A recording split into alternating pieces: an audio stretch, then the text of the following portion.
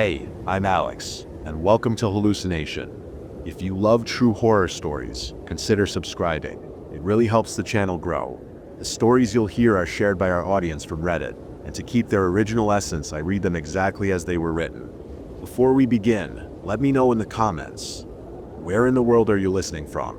Also, check the timestamps in the comments for story titles and easy navigation. Now, let's dive into the darkness.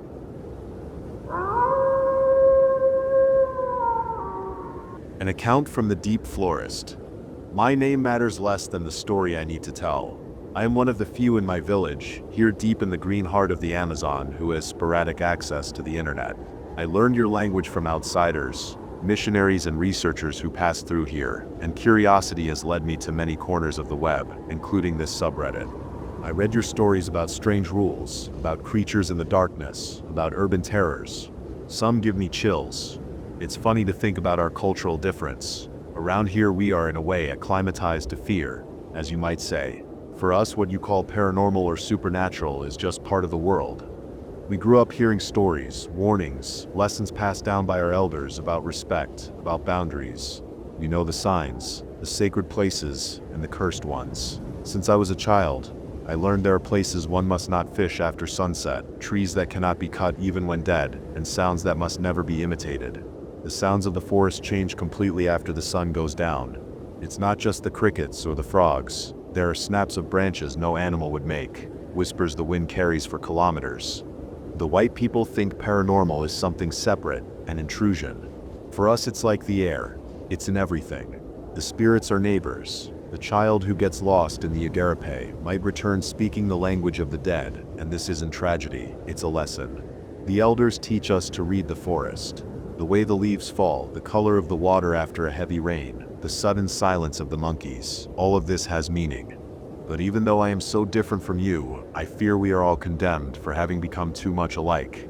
Our people, despite living in the forest and keeping our traditions, our language, our customs, knows about the white man. You gave us technology. Our young people are sent to the city to study. They become literate in the official language. We share our history with your researchers. Your professors come to our villages to do research. Your anthropologists are used to interviewing us. The media makes documentaries about us and interviews our warriors. We are like cousins to you. One side has grown accustomed to the other. But you need to know that not everyone is like this. You call them the isolated. The white man's government says it protects their lands, creating zones where no outsider can enter. Thousands of kilometers of dense forest that no one, not even the police or the army, truly knows. Instead of trying to study them, perhaps decipher their language, their culture, the government decided simply to protect them and watch from afar. This might have been the first mistake. Their existence is a fact for us, like an unknown river or a distant mountain in the mist, but we do not understand their languages. The rare sounds the wind sometimes carries from their direction do not resemble any speech we know. Their tracks, when found by chance near the unspoken boundaries, are different. Their beliefs, their fears, their guardian spirits, they are mysteries to us, just as much as they are to you. They are peoples whose true names the world has never heard. We coexist with these peoples, but it's a coexistence of distance and silence. The rule of not entering their territories isn't just for the outsiders who venture here, it applies to us too. For centuries the instruction was clear upon hearing their peculiar calls in the forest, upon seeing tracks that are not ours or those of known animals. There is no curiosity. We lower our heads and silently change our course. They are the peoples we avoid. But this invisible barrier, this abyss of silence between us, it feels as though it is erected with the same firmness from their side. It's not the skittish shyness of a forest creature fleeing when seen. It's something intentional. The birds fall silent in a strange way. The sound dies in a wrong way. A silence so absolute it almost sounds like a suppressed scream.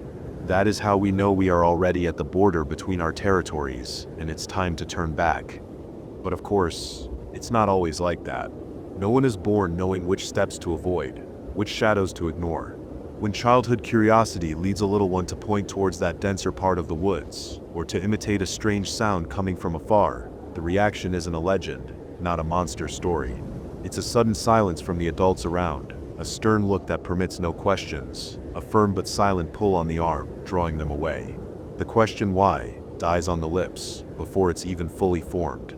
Children learn not by the name of the danger, but by the heavy feeling that emanates from the elders whenever that invisible boundary is even mentioned.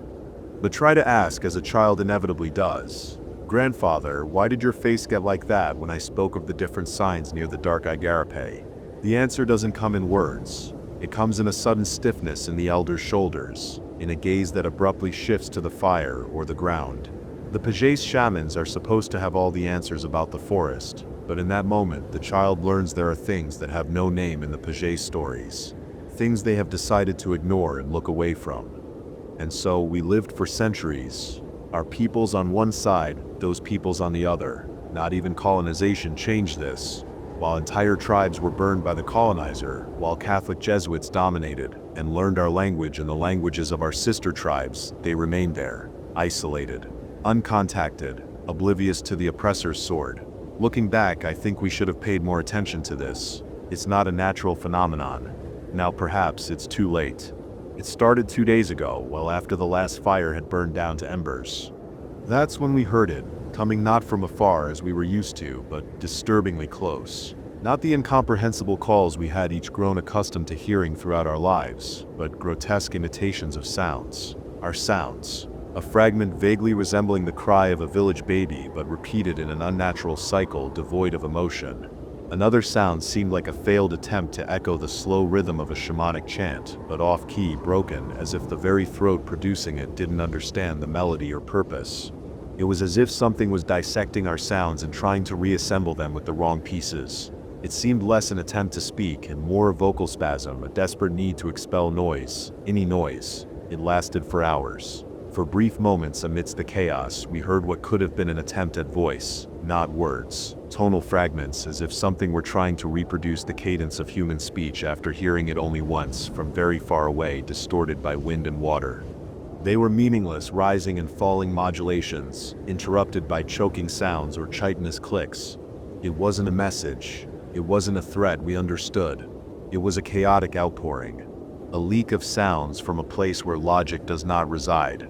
It was the pure audible manifestation of a desperate need to do something, anything, to be perceived, but without the slightest idea how. We spent the entire night awake, huddled in our hammocks, the air thick with fear and the smoke from fires relit uselessly against an enemy that didn't show itself, only sounded. The night was no longer ours. The air in the village wasn't just heavy, it felt toxic. No one spoke a word. The Pages, for the first time in anyone's memory, seemed shrunken, their eyes fixed on the ground as if afraid of finding something in the emptiness. That one night felt like days, but the worst was yet to come. In the deepest hour of the night, when even the moon dared not peek, and the darkness was a palpable weight, the very nature of the noises began to change. And then, peering through the tiny cracks in the walls of our Oka's huts, terror took shape. The sounds had also become shapes, an agglomeration of shadows darker than the night itself. They were not the forest spirits we know, nor animals. They were many, and then we could see more. Their outlines were fluid, erratic, sometimes seeming almost human in silhouette, at other times unfolding in impossible angles, with limbs that appeared to bend in the wrong places. Their mouths moved, and the horrible sounds we'd heard before, the clicks, the wet sobs, the broken static, emanated directly from them. A parody of speech, so grotesque, it turned the stomach. Counting them was impossible. The darkness and fear blurred our vision. But the true abyss opened when we focused on their faces, or what seemed to be their faces. There was no anger, no hatred, no enemy's bloodlust. There was agony, masks contorted in unspeakable suffering, and from their eyes, where the dark cavities where eyes should have been, trickled thick, dark, almost oily streaks. It was weeping, unmistakable, the universal language of human pain, coming from beings that seemed anything but human. But why were they crying? Why were they lamenting? Were they mourning our imminent death, even before touching us? Dread paralyzed us in our hammocks, not just from fear of physical pain, but from the nauseating realization we were witnessing, perhaps even unwillingly participating in, an event of incomprehensible sorrow with no record or precedent in human history. That profane vigil stretched on for hours that felt like ages, drawn out in the torture of anticipation. But the attack never came. There was no movement towards us, no arrow fired, no step crossing the invisible line that separated us. And perhaps that was worse. their faces turned towards us, or maybe through us, in a concentration of suffering so intense it held us pinned in place.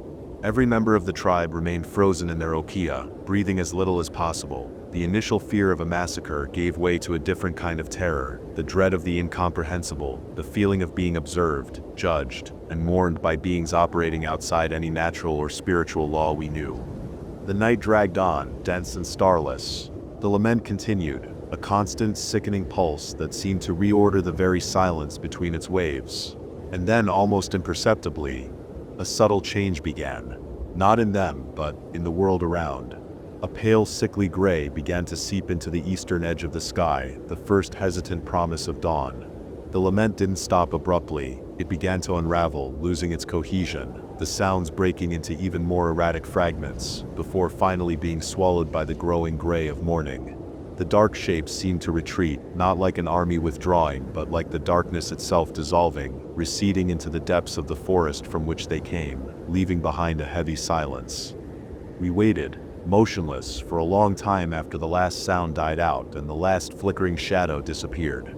The sun was already high, burning the sky at midday before the first of us truly dared to emerge. Only then, one by one, slowly, with the caution of someone treading on mined earth, did we begin to emerge from our shelters into a world that looked familiar, but which we knew, in our bones, had been irrevocably profaned. The village was silent, except for the almost aggressive buzz of diurnal insects. There was no discussion, no meeting of the elders. The first to crawl out of their okas didn't look at each other. Their eyes went instinctively to the small structure of wood and tin that housed our tenuous link to the outside world, the shortwave radio and the satellite internet terminal, gifts from the government after the last bloody conflicts with loggers. Without a word, Kale and Tari, two of the youngest trained in the codes and protocols, ran inside. The nervous crackle of static filled the air as Kale tried to establish contact with the military border control base. His voice, usually firm, was a trembling thread. Jaguatirica base, this is Yupikura, code Red Herald. There was a loaded silence on the other end, likely shock or disbelief, but the code Arauto Vermelho Red Herald, reserved for existential threats or unexplained large-scale incursions near the zones of protection for the isolated, prevented any doubt about the seriousness of our distress call. The response took what felt like a lifetime, but by the clock was just under 2 tense hours, lived under a relentless sun in a heavy silence broken only by stifled sobs and the anxious murmurs of the elders. Each cloud shadow made hearts leap. Each twig snap in the woods sounded like the nightmare's return. Then a distant sound, a vibration felt more in the chest than heard, began to grow. It became a deep hum. 3 military transport helicopters, enormous green metal dragonflies, broke the tree line in tactical formation. They made a low pass over the village, the downdraft whipping leaves and dust into a violent whirlwind, before beginning a coordinated descent into the central clearing. The noise was deafening, a storm of metal and wind that drowned out all other sounds. Even before they fully touched the ground, the side ramps opened, and soldiers equipped for jungle combat, camouflage, vests, helmets with dark visors, assault rifles ready, began to disembark with trained efficiency. There were dozens. They quickly formed a defensive perimeter, not looking at us, but towards the forest, towards the dark line from where the horror had emerged and where it had retreated. While the soldiers established the perimeter, weapons at low ready but eyes scanning the tree line, a figure emerged from the 3rd helicopter, the command aircraft. Without the impersonal helmet, without the tense combat stance, we saw a face many of us recognized instantly. It was Commander Galvo. For almost 20 years, he had been the face of the army in our region, a man whose patrols and training exercises were part of the landscape, whose sporadic visits to check borders or mediate minor conflicts were almost routine. Galvao was procedure, order, the guarantee that the gears of the outside world were now engaged. But there was something in his posture, in the almost satisfied glint in his eyes, as he surveyed his men's show of force, that soon caught the attention of the most observant. We knew how it worked. Protecting indigenous lands, especially responding quickly to a distress call like ours, earned points with the government in Brasilia, showed results. Perhaps for Galvao, we were just providing him an opportunity to look competent, ready to burn tractors or arrest loggers. When those most skilled in the Portuguese language began to recount the events, the profane sounds imitating our lives, the fluid, weeping shadows that surrounded us, the lament that seemed a funeral for our own existence, Galvo's expression changed. The confident smile vanished. but it wasn't replaced by the horror or empathetic urgency we expected. His eyes took on a glint of apathy, polished impatience. He listened intently, head tilted, like a doctor listening to the description of a fever dream. He listened with formal attention, occasionally nodding to the Funai Gov, Indigenous Affairs Agency advisor beside him, as if they were comparing mental notes on some obscure tribal phenomenon. The officer was processing, filtering the information through his grid of known threats: guerrillas, smugglers using psychological intimidation tactics, a rival tribe, nothing fit. At the end of Terra's account, Galvo stroked his chin, his gaze lost for a moment in the green vastness. "I understand," he said finally, his voice calm but with a tone that sought to reduce the extraordinary to the manageable. A typical situation, no doubt. He turned to the page, a calculated gesture of respect. "Don't you think that maybe, just maybe, they finally decided to learn to plant something around here, like you do?" We saw the naked truth then. The Brazilian army, with its helicopters, its rifles, and its satellites, was prepared to face guerrillas, traffickers, loggers, even a foreign invasion force or insistent missionaries. But it was not prepared for that. "Right," he said, his voice pragmatic. "The situation is clearly abnormal and your account is troubling. Alpha Platoon, maintain the perimeter and conduct a careful sweep within a 300-meter radius of the village. Document any unusual traces, footprints, objects, markings. Photograph everything. But maximum attention." He raised a finger, emphatic. "No, I repeat, no initiative to follow tracks beyond this initial area or attempt visual contact if anything is sighted. The orders from Brasilia and Funai regulations regarding the non-contact policy with isolated groups are absolute. Our job here is to ensure the safety of this contacted village and gather preliminary information for the report. We will not initiate a conflict or a health crisis through recklessness." His explanation was direct, operational. The army was there to contain the immediate situation in our village, not to hunt ghosts in the forest. The Funai representative, whose badge identified him as the acting regional coordinator, cleared his throat, looking equally overwhelmed but adhering to protocol. "The commander is correct. We must follow procedures." He addressed us, his tone more conciliatory yet still distant. "Our priority now is your well-being. We will arrange for a multidisciplinary team, and you should describe everything to them in as much detail as possible.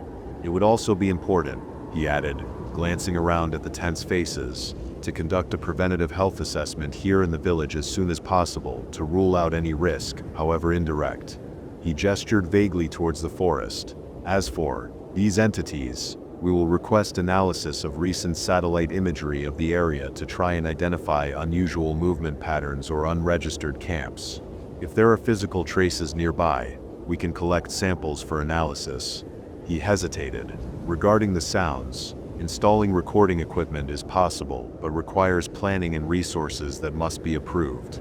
And even then, linguistic analysis of unknown material is a long, uncertain process. But if we record something, we can consult neighboring ethnic groups to see if they recognize the language or have histories of conflict communication with the isolated group." Galvo intervened, ending the conversation. "Let's make a report now. The Amazon Military Command will be notified today, along with Funai headquarters. They will decide the next steps and the allocation of additional resources, if deemed necessary." He glanced at his watch. "We will certainly have measures in place within a few weeks." Weeks. The word echoed in the silence that followed, cold and inadequate.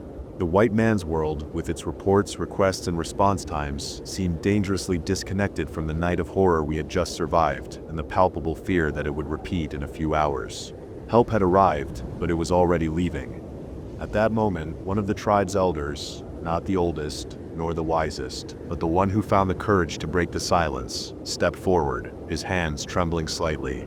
"Commander," his voice was low but charged with desperate urgency. "With all respect to your orders, they are not loggers. They don't follow laws. You saw our faces. You heard our accounts. They were here. You cannot leave us alone tonight." Galvo barely waited for the elder to finish his sentence. "I understand your concern, truly, but my orders are clear, and my jurisdiction is limited. There is, at this moment," He gestured to the silent forest. No physical evidence of an imminent threat that justifies leaving a permanent detachment here. We have other areas to patrol, other demands. Resources are limited. He paused, perhaps noticing the absolute desperation in our eyes. What I can guarantee is this: we will keep a dedicated radio channel open directly with my base, 24 hours. I repeat, any sign of return of the activity you described, use the Red Herald code immediately. We will have a rapid response team on standby. 4 hours later, the perimeter sweep was completed. No traces or materials were found. At 4:58 p.m. we watched, powerless, as the soldiers climbed back into the flying machines, their heavy boots marking our sacred ground one last time. The helicopters lifted, raising another storm of dust and leaves, then moved away, becoming ever smaller dots in the indifferent blue sky, until only the tense silence and the buzz of insects remained. They were gone, and night was coming. The abyss between our world and theirs had never seemed so vast, and we were left on the wrong side, alone. While the elders began to murmur ancient prayers and check the makeshift fastenings on the okes, the eyes of the younger ones turned again to the small communications hut. In recent years, many men and women from the city had come to us, professors, researchers, students with their notebooks and recorders, curious about our stories, our plants, our language. Some had shown genuine respect, a more attentive ear than the officials. With fingers flying over the satellite terminal keyboard, a frantic search began for names, for emails, saved phone numbers, sending short, urgent messages, fragments of the horror we lived through, appeals for any kind of guidance or help that didn't involve waiting weeks for a report. One of the first lines dialed returned the call 30 minutes later. It was Leandro, an ethnohistory professor from a federal university, a man who had spent months with us years ago, mapping our oral narratives. His call was short, direct. He was doing field work with another riverside community, some 200 kilometers from us by river, far, but perhaps not impossibly far. The university would never arrange transport in the necessary time or circumstances, but he offered help if we could find a way to bring him here. A new wave of urgency took hold. Cathal picked up the radio again, his voice firmer this time, calling Galvo's frequency. He explained the situation, the professor's offer, the need for an air pickup to bring him to us. On the other end, Galvo's response came with an alacrity bordering on enthusiasm. A civilian expert? Who already knows you? Excellent. There was almost palpable relief in his voice. I can divert a smaller helicopter returning to base. Give me his exact coordinates. Consider it done. It's good to have an academic on site to evaluate this complex cultural situation. Keep me informed. The ease with which he agreed confirmed our suspicions for Galvo. This wasn't just help. It was a convenient transfer of an incomprehensible and troublesome problem into someone else's hands. But at that moment, it didn't matter. A new fragile hope was on its way. The small helicopter returned perhaps an hour before the sun began to dip behind the tallest trees, its singular sound less oppressive but charged with a different expectation. From the open door descended Leandro, his familiar face marked by the fatigue of the hurried journey and a genuine concern that contrasted sharply with Galvo's detached efficiency. But he hadn't come alone. Behind him followed two other men, also dressed in the practical, worn clothes of those who spend more time in the field than in offices. Leandro introduced us to Carlos, a linguist with a sharp gaze that seemed to analyze even our silence, and Rafael, a historian whose specialty was precisely the gaps in history, the peoples and events left out of official records. They had been together on a survey in a community several hours away by boat, documenting traditions dying with the elders. These men gave up their rest, their return to their families in the city, moved by something the commander might not fully understand, a mix of academic duty, the irresistible pull of the unknown, and the solidarity forged over years of working alongside the peoples of the forest. While the soldiers had brought brute force and rigid protocols, Leandro and his team brought equipment of a different nature: high-sensitivity recorders, cameras with night vision capability, directional microphones, extra batteries, waterproof notebooks. They listened to our account again, not with apathy or skepticism, but with focused intensity, asking precise questions. To them, the contact attempt by an isolated group in that manner, not fleeting, but invasive, ritualistic, charged with alien emotion, was a seismic event, something challenging everything known or theorized. They recognized the sanctity of the non-contact rule, the need not to cross the border. But they also understood that if the border was breached again by them, by those entities of the night, the world needed to know. It had to be recorded. Their images, their incomprehensible voices. Amidst the backpacks of recording equipment, there was something else, unpacked discreetly but without apology. 2 tranquilizer dart pistols, the kind used by veterinarians and biologists to safely sedate large animals, and a few stun grenades, which produce intense light and loud sound to disorient. Not the soldiers' weapons of war, but tools from their own experience in the deep forest, useful perhaps against dangers they understood. A cornered jaguar, maybe, or an unexpected encounter with invaders.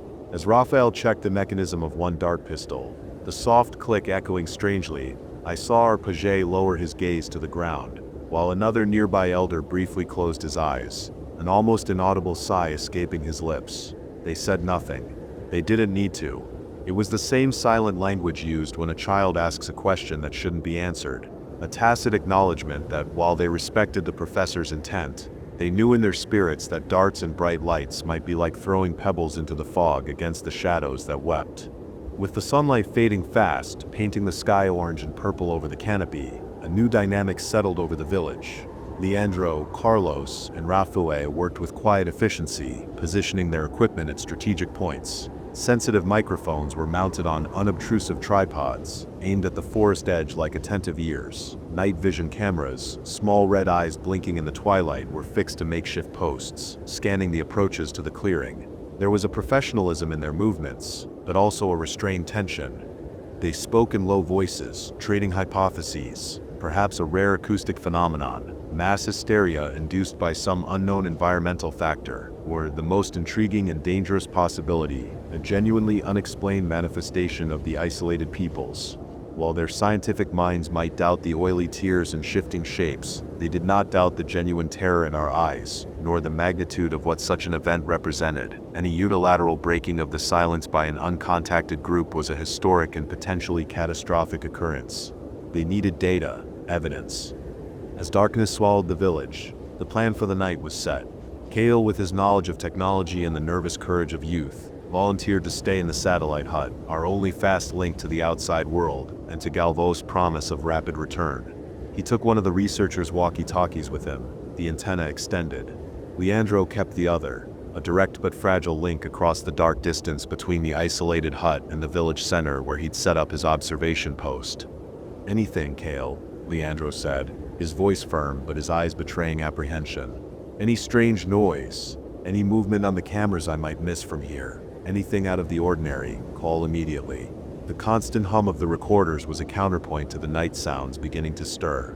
The chorus of insects, the croaking of frogs, sounds that the previous night had been precursors to horror. That night, no one would close their eyes. The elders prayed quietly in their hammocks, while the researchers checked connections and batteries, each immersed in their own tense vigil, all waiting, heart tight, for what the forest would bring when the darkness was complete. The hours dragged by on that second night, each minute an eternity. Outside, the forest breathed, but the familiar sounds seemed distorted by our apprehension. Leandro, Carlos, and Rafael kept watch in one of the larger okas, the camera monitors casting a ghostly glow on tense faces, headphones capturing every amplified crackle or whisper. The coffee pot was long empty. Our women and elders murmured prayers in low voices, a fragile counterpoint to the researchers' technology. Kale in the satellite hut broke the radio silence every 15 or 20 minutes. "This is Kale. Nothing at my position. How about there, Professor?" Leandro's reply was always the same.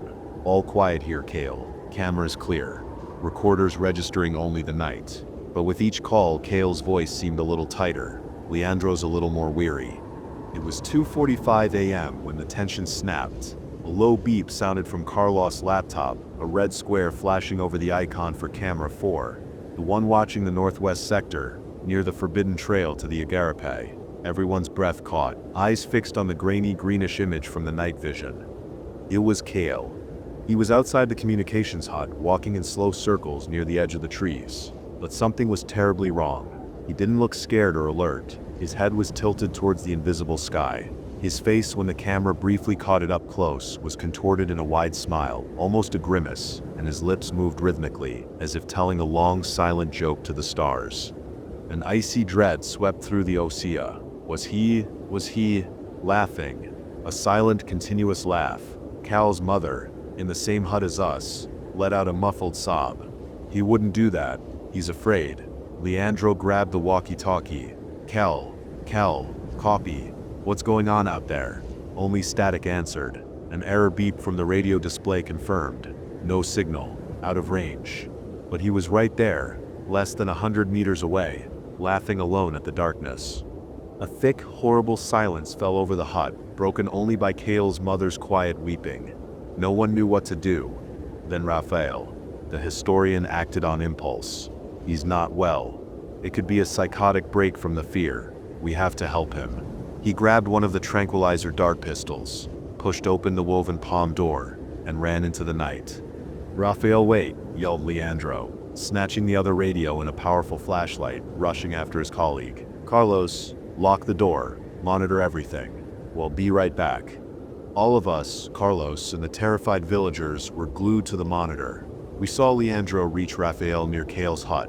We saw Cale turn towards them, still wearing that wide, wrong smile, and begin to sing, a low, guttural sound, in no language we knew. Then, with sudden, unnatural agility, he turned and ran, not towards the village, but into the dense darkness of the forbidden woods, disappearing from the camera's view. Leandro and Raphael hesitated for an instant, then followed him. Their flashlight beams danced among the trees and vanished. Only the audio remained. We could hear Cal's strange, guttural song, now more distant, and then the horror solidified. A second voice joined his, hesitant, at first, then stronger. It was Raphael's voice. A few seconds later, the third voice, Leandro's. All three were singing together now. But it was no longer Cale's guttural sound. It was a complex, polyphonic chant, full of dissonant harmony and a deep, almost geological sorrow. The words were impossible, full of clicks and guttural pops, but undeniably sung with a hideous mix of agony and ecstasy. We heard laughter mixing with sobs within that alien song. Carlos tried to go after them, but the strongest men of the village held him back, their eyes wide with ancestral terror. "Don't go. We cannot lose another one." That profane chorus continued through the pre-dawn hours, seeming to come from everywhere and nowhere, until, just like the night before, it began to unravel and fade with the first pale rays of dawn. No one slept, no one moved until the sun was high in the sky. When the clock in the hut struck 8 in the morning, the elders finally nodded. Carlos, myself, and a few other young men went out, armed with machetes in fear. We searched around the hut, on the trail, at the edge of the woods. Nothing. Silence. It was Tari, who had gone straight to the communications hut to check the terminal, who let out a high-pitched scream that cut the air like a blade. We ran there. Lying on the packed dirt floor, in a tight, unnatural embrace, were Cale, Leandro, and Raphael. Their eyes were open, glazed, and on their faces, a smile. Wide, serene, almost happy. They were cold. Dead. On the computer monitor, the satellite call program screen showed Galvo's number dialed repeatedly, the connection never completed. Later, the Army medical team, arriving with Galvo less than an hour after our new desperate call, would determine the cause of death. All three simultaneously had suffered a massive myocardial infarction, a collective heart attack in the dark of the forest while smiling. That was last night. It is now 3:46 p.m. the next day. The news of the deaths of 2 university professors and an indigenous man, found embraced and smiling, spread like wildfire through the white man's world. Except in the media, somehow. But our village is no longer ours. It is full of uniforms, white coats, people with badges and blinking equipment, federal police, the army in full force, Galvo's entire team, medical examiners, psychologists, and even that organization they call the Cacique Cobra Coral Foundation, whose members watch everything in silence, with eyes I cannot decipher, are here. More than 300 strangers here, setting up tents, analyzing every leaf, every recording, using machines they say can think to decipher the sounds of last night. Galvo's relief is gone, replaced by a grim mask of concern and curt orders. But night is coming again. The birds are quiet today, in a way I do not like. Tari doesn't speak, just weeps quietly in a corner.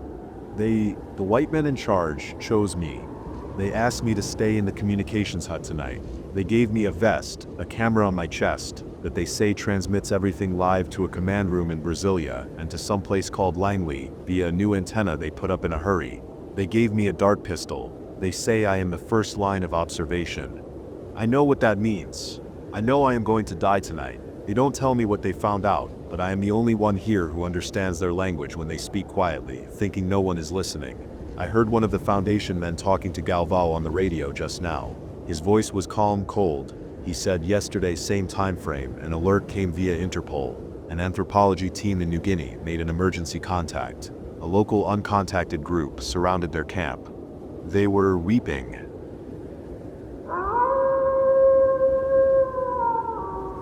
This train ride will change you. Forever.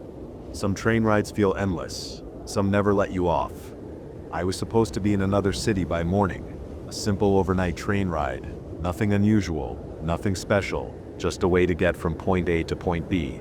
That was the plan. But plans have a funny way of falling apart when you least expect it. Looking back, I should have known something was wrong the moment I stepped onto that train. It wasn't empty, not technically, but it felt that way. The air inside carried a strange weight, thick and stale, like a room that hadn't been opened in years. Something about it made my skin prickle. The passengers sat eerily still, their gazes locked on the windows as if watching something just beyond the glass. Their expressions were unreadable, blank, frozen, as if they were nothing more than mannequins dressed as travelers. No hushed conversations, no rustling of bags, not even the occasional cough or sigh, just silence. The train itself looked much older than I had expected. The seats, once cushioned and inviting, were worn down to the point of discomfort. Overhead lights buzzed faintly, flickering every so often, casting strange shadows that seemed to stretch and shrink. The windows were streaked with smudges, not random dirt or raindrops, but distinct handprints, and they weren't from the inside. They were pressed against the glass from the outside.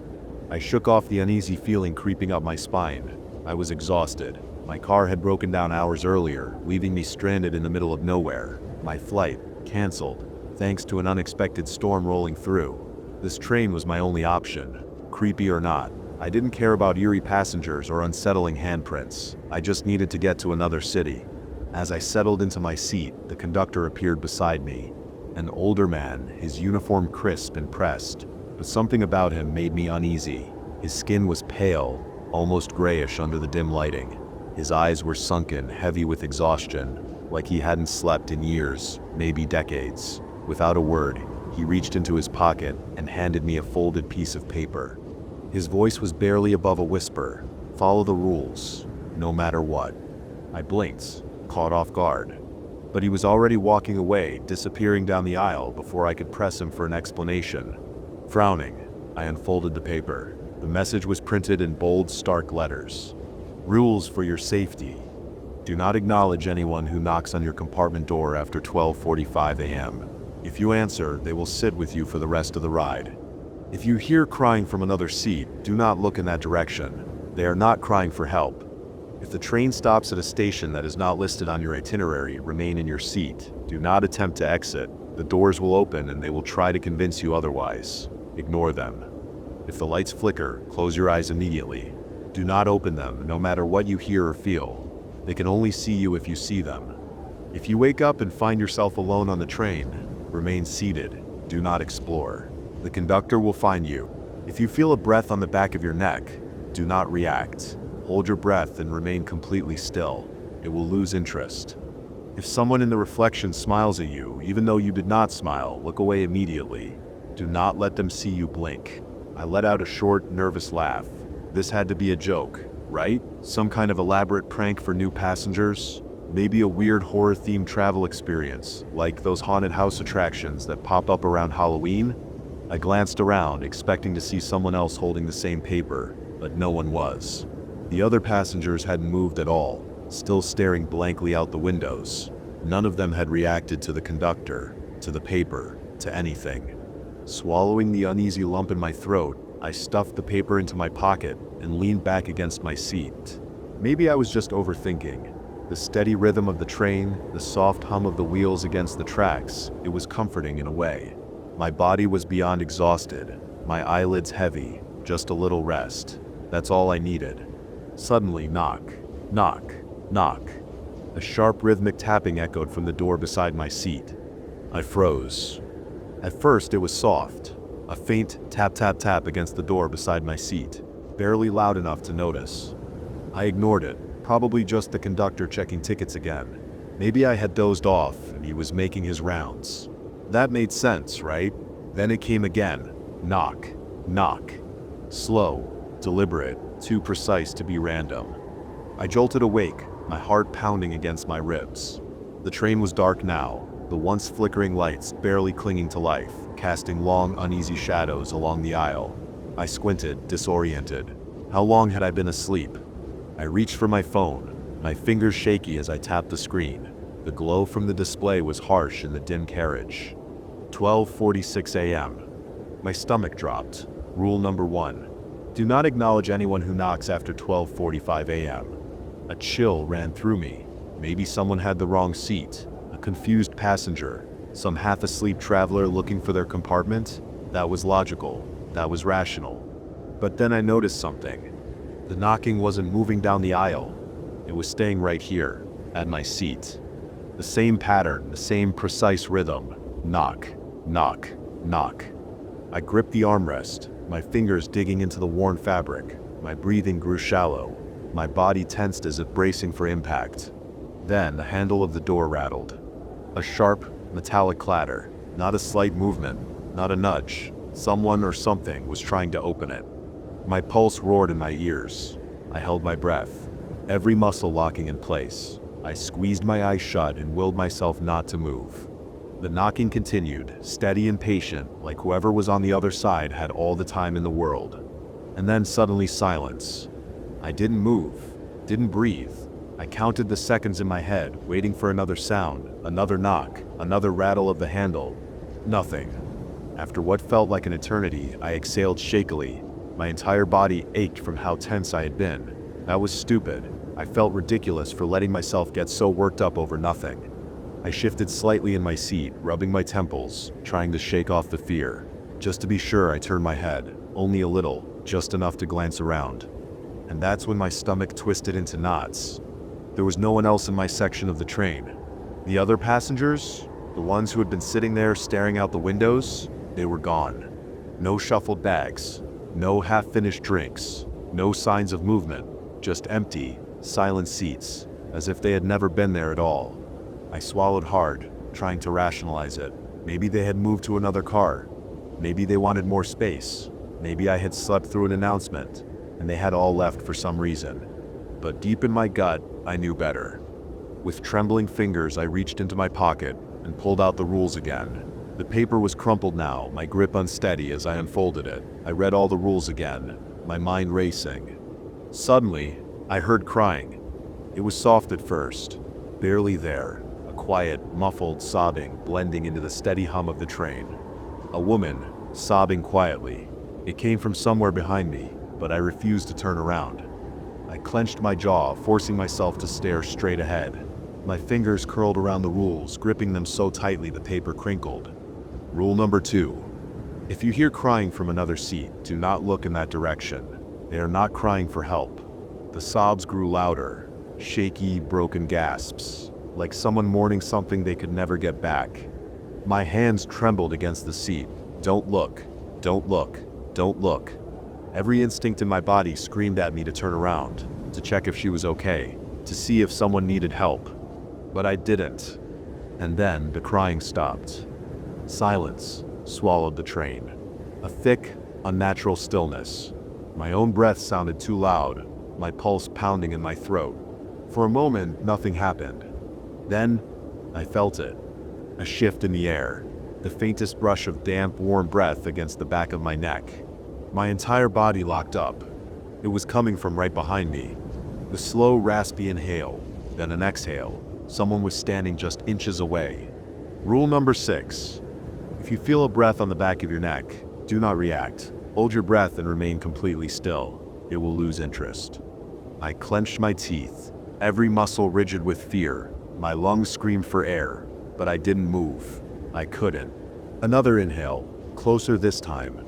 I squeezed my eyes shut, my hands curled into fists so tightly that my nails bit into my palms. My pulse hammered, my entire body screaming at me to run to do something. But I didn't. I couldn't. Seconds crawled by, then minutes, each one stretching into eternity. Then, just as suddenly as it had come, the presence was gone. I sucked in a ragged breath. my chest heaving. My hands were trembling so hard I could barely keep them in my lap. Slowly, cautiously, I turned my head, just a little, just enough to see. Nothing. There was nothing there. But deep in my gut, I knew the truth. I wasn't alone on this train, and whatever was here with me wasn't human. I didn't sleep after that. I couldn't. My body remained rigid, my muscles aching from how tightly I was gripping the seat. The crumpled paper with the rules was still clutched in my hand, the edges damp with sweat. It was my only anchor, the only thing telling me that I wasn't losing my mind. The train rumbled on, cutting through the darkness outside. I kept my eyes forward, staring at nothing, forcing myself to breathe evenly. Then the train slowed down. A sharp hiss filled the cabin as the brakes engaged. I hadn't expected a stop, and that alone made my stomach twist. I turned my head slowly, cautiously peering out the window. There it was, a station, but not one that should have been there. Something was wrong. The platform outside was ancient, rotting would be the better word. The concrete was cracked, vines twisting through every crevice like they had been growing there for decades. Rust coated what remained of a single metal bench, its edges curling inward like something had taken bites out of it. No signs, no lights, no people. Just an empty, abandoned station in the middle of nowhere. A deep metallic clank echoed through the train as the doors slid open. Rule number 3. If the train stops at a station that is not listed on your itinerary, remain in your seat. Do not attempt to exit. The doors will open and they will try to convince you otherwise. Ignore them. I had no intention of leaving, but then something moved. A shadow. A long, stretching shape that slid across the platform like oil spreading over water. At first I thought my tired mind was playing tricks on me. Maybe it was just the way the dim light hit the ruined platform. But then the shadow rose. It was tall, too tall. Its limbs were impossibly long, too thin, bending in ways that bones shouldn't bend. The way it moved was wrong, not human, not even close. Then it turned its head. Even though I was inside the train, even though there was a wall and several feet between us, I swear it saw me. The thing took a slow step forward, its elongated fingers twitching. Another step, then another. I stopped breathing. My grip on the seat tightened so much my knuckles turned bone white. Every fiber of my being screamed, do not move, do not react. The train shuddered beneath me, then a lurch. The engine roared to life, and the doors slid shut just as the thing reached the edge of the platform. As the train pulled away, I didn't blink. I couldn't. I watched as the figure remained still, its hollow eyes locked onto mine. Even when the station disappeared into the distance, I knew I wasn't leaving it behind. It would remember me. I stayed frozen in my seat for what felt like hours, my mind reeling. I had thought things couldn't get worse. A low, gentle voice came through, right outside my door. You don't have to be alone. My breath caught in my throat.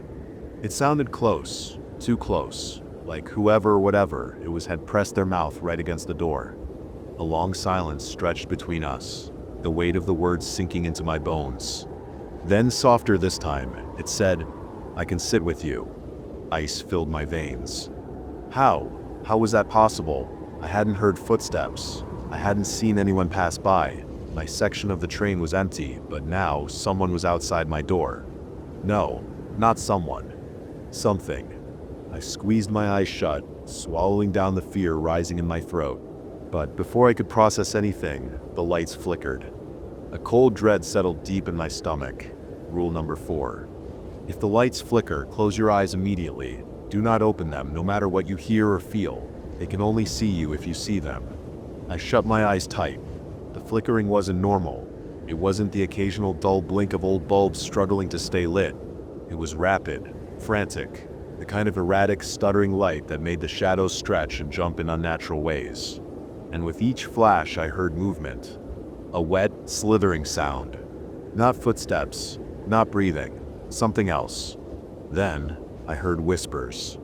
Not one voice, dozens, murmuring all at once, overlapping, tangled together in a chorus of something I couldn't understand. Too fast to process, too jumbled to make sense. The flickering lasted forever, too long. My hands curled into fists, nails biting into my palms. I bit the inside of my cheek so hard I tasted blood. Then silence. The light stopped flickering. The whispers were gone. The wet slithering sound had faded. I stayed completely still, my breathing shallow, my entire body trembling. I didn't dare open my eyes. Not yet. Not until I was sure. Minutes passed, then more. Finally, slowly, I opened my eyes. Everything looked normal, except for one thing. A reflection moved in the window beside me. At first it was subtle, just a flicker of motion in my peripheral vision. A trick of the dim lighting maybe, but something about it felt wrong. My breath caught in my throat as I turned my head slowly, every nerve in my body on high alert. My reflection was smiling at me. Not a normal smile. A slow, unnatural stretch of lips, too wide, too perfect. My teeth gleamed in the glass, even though my actual mouth remained still. I wasn't smiling. Rule number 7. If someone in the reflection smiles at you, even though you did not smile, look away immediately. Do not let them see you blink. A cold sweat broke out across my skin. I forced my gaze downward, fixing my eyes on my shaking hands. Do not blink. Do not move. In the window, the reflection didn't stop smiling. It lifted a hand, but I hadn't moved. The fingers curled into a slow, deliberate gesture. A single finger pressed against its lips. Shay. A silent warning. A demand to shut up. Panic blurred my vision. My body locking up.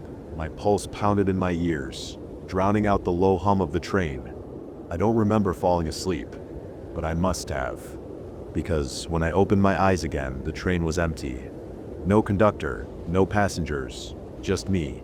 The air felt heavier now, suffocating in its stillness. I sat up with a start, my heart slamming against my ribs. My gaze darted around the car. The seats, once filled with stiff, silent passengers, were now completely abandoned. A suffocating panic surged through me as I scrambled to my feet. The train wasn't moving anymore. I turned to the window, expecting to see the blur of trees or distant city lights. But there was nothing. No tracks, no landscape, just darkness. An endless, sprawling void stretching in all directions. My stomach churned violently. This isn't real. This can't be real. Then the rules. I fumbled in my pocket, my fingers brushing against the crumpled paper. I yanked it out, my eyes frantically scanning the words. Rule number 5. If you wake up and find yourself alone on the train, remain seated. Do not explore. The conductor will find you. I dropped back into my seat immediately, my whole body trembling. What is happening to me? Minutes passed, maybe hours. Time had lost all meaning. The only thing I could hear was my own breathing, uneven and shallow. Then footsteps, slow, deliberate, coming from the front of the train. Each step sent a fresh wave of terror through me. I didn't move. I didn't breathe. Then the conductor appeared. He stepped into my section, his posture as rigid as before. But something was wrong. His uniform, once crisp and neat, was torn, frayed at the edges like it had been left in the elements for years. His skin was paler now, almost gray, stretched too tightly over his gaunt face. And his eyes, black, completely black. Empty voids where human eyes should have been. He stared at me for a long time. I couldn't move. I couldn't even breathe. Then, in a voice that was too deep, too distorted, too wrong, he spoke. You followed the rules. The words slithered into the space between us, thick and heavy.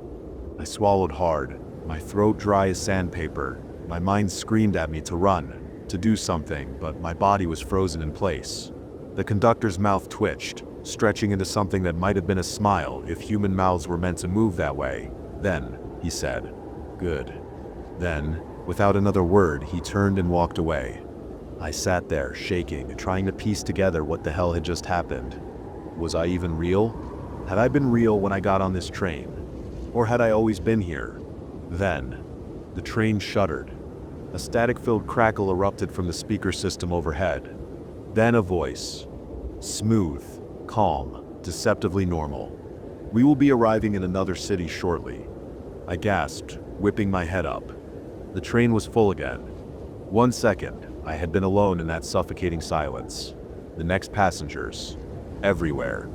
People filled the seats, their voices a low, steady hum of conversation.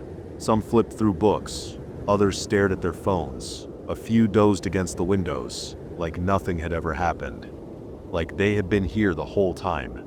My breath came in short, uneven gasp. My hands gripped the seat so tightly that my nails dug into the fabric. This isn't right. I turned my head slowly, scanning the faces around me. No one looked at me.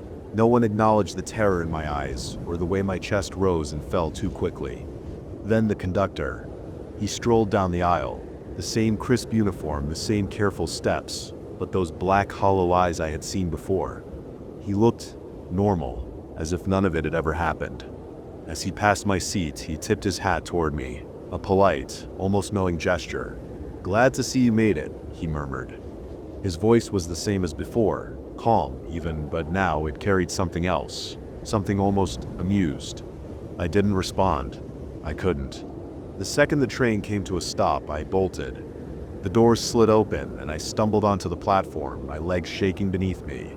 The cold night air hit my face like a slap, but I didn't care. I just needed to get away. I forced myself to take deep breaths, filling my lungs with fresh air. My hands were still trembling. My heart still raced. But I was here. I was in another city. I was off that train. I should have felt safe, but something inside me screamed that it wasn't over. As the train began to pull away, a horrible gnawing feeling settled in my stomach. I didn't want to look. I shouldn't have looked. But I did. Just once. I turned back toward the train, my gaze locking onto the window I had been sitting beside. My reflection was still there. Not a normal reflection. It wasn't copying me. He was still seated in the train, still facing forward, still smiling. My breath hitched. A cold, sick fear clawed up my throat. The train doors hissed shut. Then, it blinked, but I hadn't.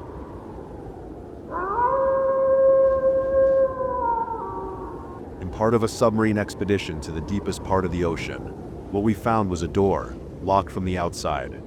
It looked like an old steel bulkhead, the kind you would find in the interior of an old military vessel with those large wheels that you have to turn to open the door.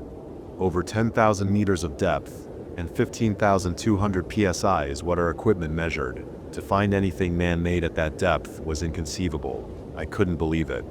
It was on the side of an especially steep drop. The rectangle of steel, while difficult to spot, did not exactly appear natural. It stood out to me, despite the total lack of visibility. I immediately turned to my partner. "It's crazy how the darkness fucks with your brain if you stare into it long enough," I said. The submersible was a research submarine designed for a two-man crew, but there was barely enough space for one. Stanley was the man next to me. He was my co-pilot and research scientist. "I know what you're talking about," said Stanley with a smile. "That rock looks like a cabin door. It's got the wheel and everything." That's exactly what I was thinking. I leaned in to take a closer look. Look how smooth it is, too. It seemed we both knew we had to take a closer look. I slowed the descent of the ship and intensified the headlights. There, in the middle of a steep, jagged cliff, over 10,000 meters below the ocean's surface, was a door.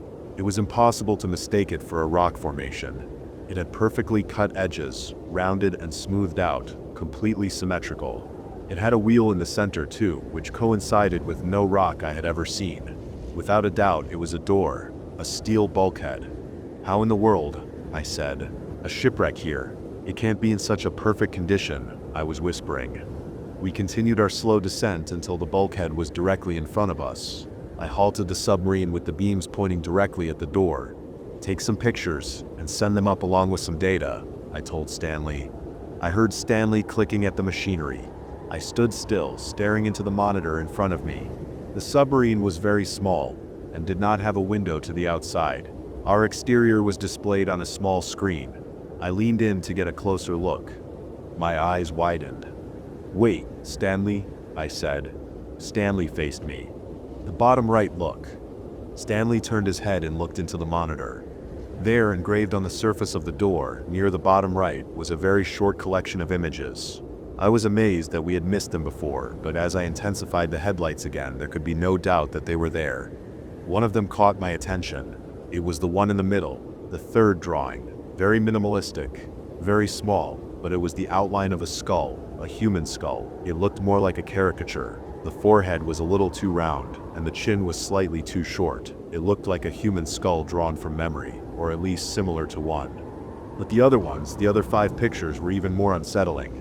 The first one, though a little wide, looked like some prehistoric skeleton, or a representation of a fossil. From there, the drawings were nearly incomprehensible. One was a long angular skull that coincided with no animal I had ever seen. Another looked like the depiction of a bug, maybe a wasp or mantis, only bony and cadaverous. The one thing the images had in common was that, in some way, they all looked like skulls. "What the fuck?" Stanley whispered.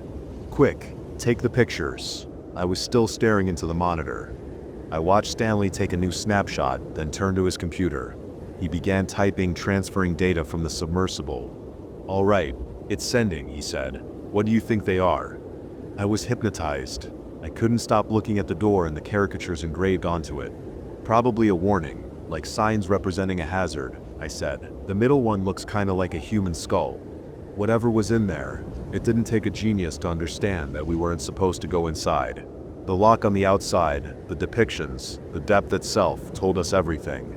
"Hey Alex," I heard Stanley say, and I snapped out of my trance. "It only makes sense to open it."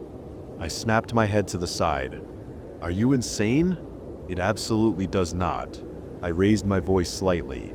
Stanley stood still, looking confused. I didn't think I would need to explain myself, and I sighed. A steel bulkhead, 10,000 meters below the ocean's surface, with half a dozen depictions of animal-like skeletons, of which all but one are familiar, sealed from the outside. And you want to open it? "Well, maybe we should get the green light first, I guess." "I already asked the crew," he said. "Yeah, well, the crew is going to take my side, I promise you," I said, and Stanley shrugged. "It's probably nuclear waste or something like that, and it's definitely not meant to be opened." Stanley looked back at me. "Doors to nuclear waste don't have doorknobs," Stanley said. "They're sealed airtight, welded shut, and buried with concrete."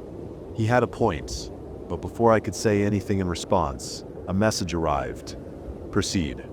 We stared in confusion. "They're telling us to open the door," Stanley said. "No, they're telling us to proceed with our original mission, isn't it obvious?"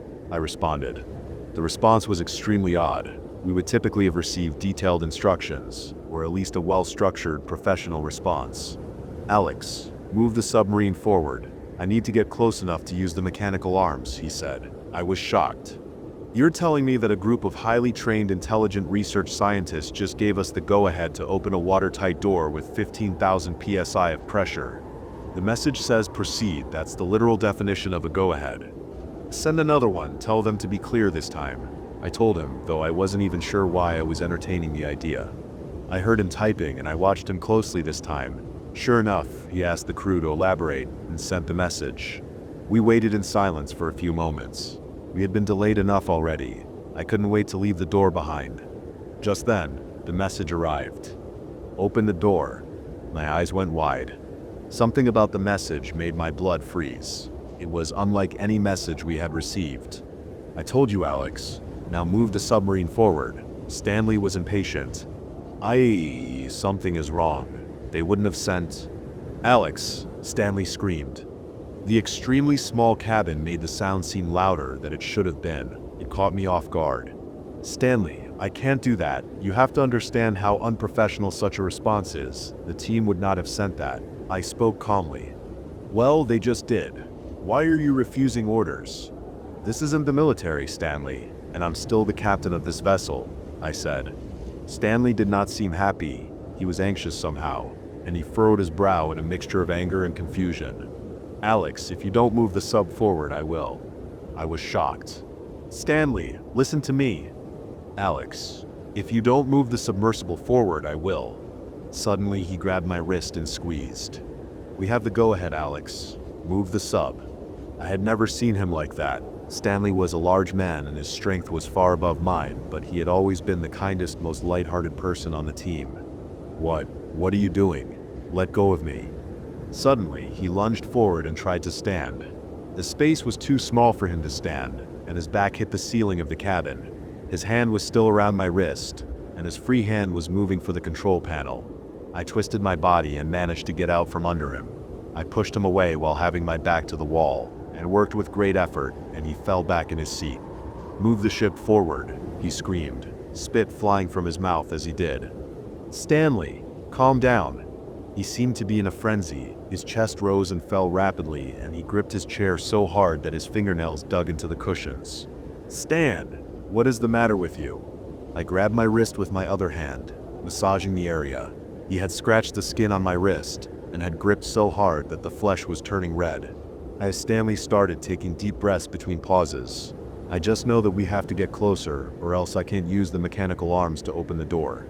But why do you want to open the door? I said in disbelief. He made a nasty expression, as if I had said something unreasonable. He took a sharp breath through his teeth. Alex, for the last time, if you don't move the submersible forward, I will, he said. I saw him grip the armrest of his chair even harder. Stanley, it would be illogical to open. He pushed himself off his chair and slammed into me. I was pushed back and my head slammed against the wall beside me. I grabbed the back of my head in pain. By the time I recovered from the impact, I saw Stanley on the control panel. The submarine was moving forward. I leaned forward, but Stanley was still leaning onto my chair and his knee was pushing me down. I tried to push him away, but the space was so small that his back was against the ceiling and there was no space to push him toward. I decided to grab his hands instead and pull them away from the controls. I pulled at his hand and managed to shift it away from the lever. The rapid motion made the submarine jolt forward and the sub crashed against the cliffside. We were thrown forward violently and Stanley's body smashed into the main monitor. He turned around at me and his face was entirely red. The look on his face was savage. He was breathing through his teeth and his eyes were nothing but pupils. He jumped toward me, slamming into me and scratching me with his nails. I brought my knee up and smashed it against his ribcage. He screamed, but he continued grabbing at my throat and clawing with his nails. Then his right hand was able to close around my neck, and he squeezed with all the strength he had. I couldn't comprehend what was happening, but I wasn't going to try to talk my way out of it anymore. Stanley was my friend, but this could not have been the same man as before. I hit him as hard as I could with my knee, but his grip did not loosen, though he screamed in fury. I tried, again and again, all of my hits landing perfectly, but he would not let go. The pressure inside my head increased. It felt as if every vein in my head was about to explode. I hit him again, and I was sure that I had felt his rib crack. Still, he only screamed and tightened his grip. My vision was fading. I had to think of something. I saw the monitor, the one displaying the exterior. Stanley had smashed into it, and the support had been destroyed, but it was still connected to its cable. I reached out and grabbed it, pulling at it until the cable snapped, and the heavy monitor came loose. I brought it up and slammed down, connecting with the back of his neck. Stanley went limp, falling on my chest. I gasped frantically, holding my neck. I write this now, sitting in silence, trying to process what has just happened. The monitor is gone. The submarine sight is gone. Stanley's body is limp against me, as I have been unable to push him away in the cramped space, which is now claustrophobic. The only camera left is the one that is connected to the claw of a mechanical arm outside. I am writing this on Stanley's computer. As I do, I keep receiving the same exact message. Turn the wheel. The apparatus that controls the mechanical arms outside is still intact. I know that if I simply reach over and use the small camera to find the wheel, I can open the door. I want to move the submersible away to start my ascent to the surface. Trust me, I do, but I can't. The ballast systems, no matter what I do, won't respond. I am stuck here. I have asked for help, but I only received the same message. Turn the wheel. I'm sorry. I say that because, after all of this, after what happened to Stanley and without knowing why, I really want to listen. I really want to turn the wheel. Worst of all, I don't even know why. Every message, every signal, and every attempt to communicate with the surface was met with the same response. Turn the wheel. I couldn't take it anymore. My co-pilot's body was slumped against me, blood trickling down from the back of his head and tapping against my suit. The space made it difficult to push him away, but I didn't try anyway. I could only focus on one thing: the door. My mind was practically screaming at me. It was a real painful sensation that made me grasp my head with my hands. I knew that if I only took hold of the control panel, I could turn the wheel with the mechanical arms and end the horrible feeling. If I opened the door, it would all go away. I felt angry, irrationally anxious. It was horrible. I screamed and smashed the computer against the cabin wall. I watched the screen glitch and turn off entirely. I huffed for a few moments before I realized what I had done. I recovered the computer and tried to turn it on. I failed the first time, but on the second the screen lit up, though there was a large line running through it. As I was reconnecting it to the submarine systems, something appeared in the corner of the screen. It was a message. I knew what it would read, but I clicked anyway. As soon as I did, my eyes went wide. It wasn't the typical message. For a second, the need to open the door was gone.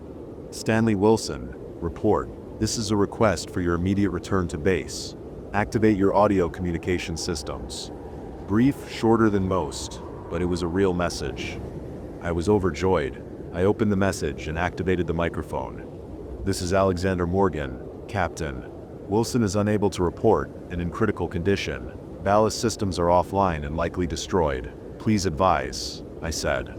I waited for a few moments. Then the device came to life. Captain Morgan, scans suggest that your vessel is near a rock formation. Correct? A voice said. Correct, I answered immediately. I couldn't have been more excited to hear the voice of a member of my team.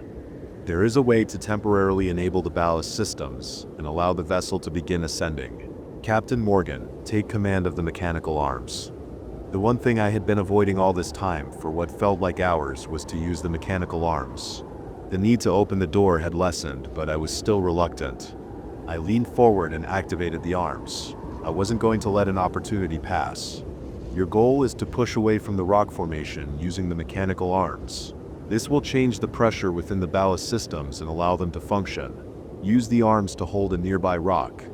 I extended both arms slowly. As I did, the camera lit up. The first thing I saw was the steel bulkhead. I could still see the images engraved on the bottom. It made my blood freeze. This monitor was smaller, but the image was perfectly clear. I held the surface of the cliff with the arms, but I was unable to find a steady spot. Captain Morgan, find a protruding portion of the cliffside. The only part of the wall that extended out, and that could be held, was the wheel. Negative. There is no protruding portion, I said. I felt like a coward, but after all that happened, I wanted nothing to do with the door. Captain Morgan, listen to me. There is no other way. I sighed. It was an anxious, nervous sigh. I wanted the nightmare to end, and the one thing I wanted to avoid above all else was the door.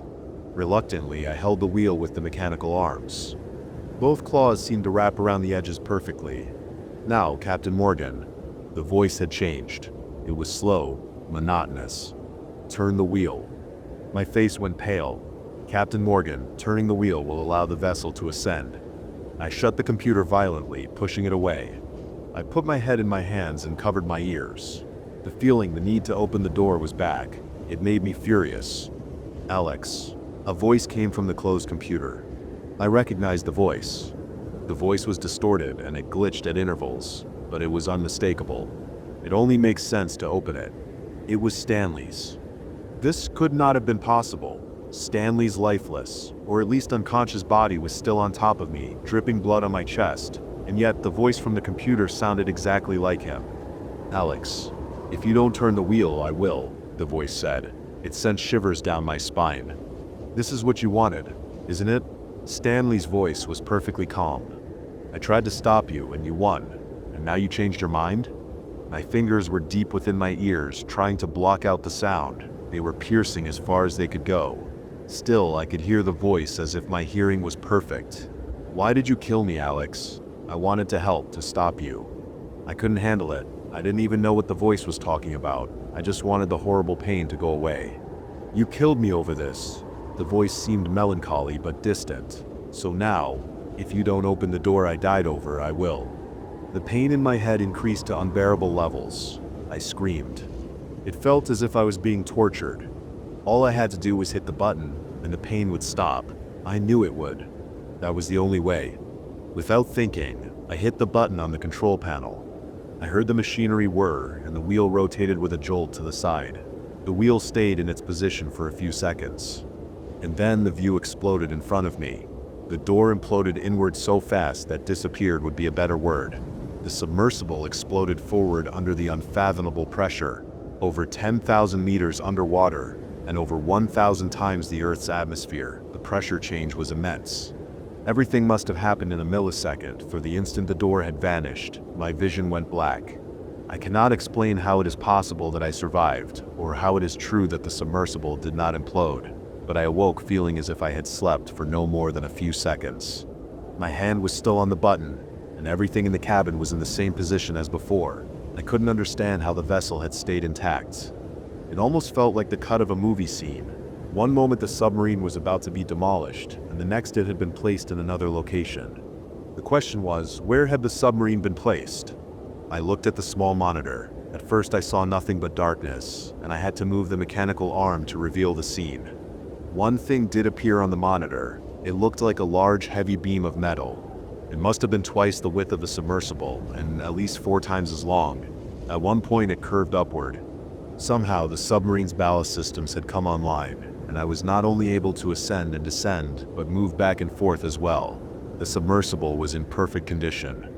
I followed the metal beam to the point where it curved. I saw that it looped around, and that the beam was actually part of a large oval of metal. Connected to this was another oval.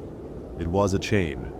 I had seen chains used in underwater construction, but this one was colossal. I followed the chain with the submarine, hoping it was attached to a larger structure and that I could follow it to find my way out. I must have followed at least 15 links before the massive chain abruptly stopped. At one point, there was only half a link. The metal had been broken in half. The giant link was split. The computer screen lit up suddenly, catching me off guard. "Captain Morgan," said a voice from the computer. "What the hell happened? You went dark, and now our scans detect that you're 500 meters from your previous location. We've been trying to reach you for hours." I recovered my breath. "This is Alex. Can you hear me?" A brief silence. "Captain, get up here now. People are acting like lunatics. The crew has lost their minds." I was frozen. I couldn't believe it. The nightmare wasn't over. Scans are going wild. What is happening down there? I was unable to process what I was hearing through the device. At that moment, something broke the silence of the water around me. It was a deep, echoing bellow. It sounded more like an earthquake shaking the water, or a distant roar of thunder. There was practically no sound, just an intense and distant rumble. The submarine literally trembled. I heard the metal rattle around me. I needed to know what was in the void, and my headlights were obviously not going to help. At this depth, the water was indescribably heavy. It almost felt thick, and it was so dark that there was no way I would be able to see my surroundings.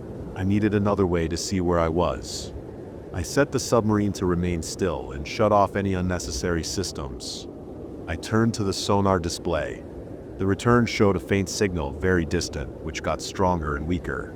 Something was shifting in the water far away. The void around me shook again.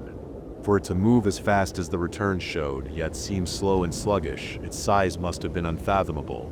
"Captain, what are you doing? You are clear to ascend. Ascend immediately. Help me. The crew is outside. I don't know how much longer the door will hold." I couldn't comprehend what I was hearing, but I wasn't going to stay down there any longer. I wanted out. I took control of submersible and initiated my ascent. Suddenly, the communication device came to life again.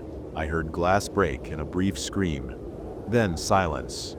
As I went up, more and more broken chains passed me by, each larger than the last. Some were as big as houses, others larger than airplanes. "Captain." The voice was distorted. "The great chains are broken. We await his arrival. Goodbye, Captain." Silence. "Stanley has died of his injuries. I am alone on the research ship, but at least I'm on the surface now. The bodies of my surface crew are floating in the water. I don't know why, but they all jumped. The sensors light up with data, and I can do nothing but watch as the numbers rise to impossible levels. I've been writing for some time, but I will make this portion brief. Unfortunately, I have a deadline. There are at least 4 earthquakes, the smallest of these measuring at a magnitude of 9.5. The waves these have produced are heading toward coastal cities in Japan, Philippines, New Guinea, Taiwan, and Guam. It's as if I am a spectator to the apocalypse. Screens light up and alarms blare, and I am forced to stand witness. Worst of all, scans detect seismic activity within the Mariana Trench in the exact portion where my expedition took place. I have seen too much to assume it is an earthquake. Whatever it is also ascending. According to the data, it will surface in 5 minutes. Its size measures approximately 2,000 meters in length. I will not be alive to witness it. It is predicted to surface beneath my ship. Whatever those massive chains were meant to hold, they are no longer serving their purpose.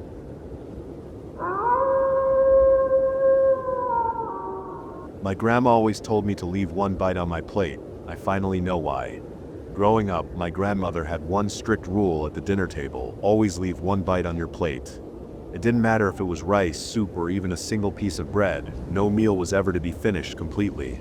I asked her why once, when I was about 8. She just shook her head, her wrinkled fingers tightening around her spoon. You must always leave something behind, or hell think you're inviting him in. I pressed her for more, but she refused to explain. The way her voice wavered, the way her eyes darted toward the darkened windows of our small home, it was enough to shut me up.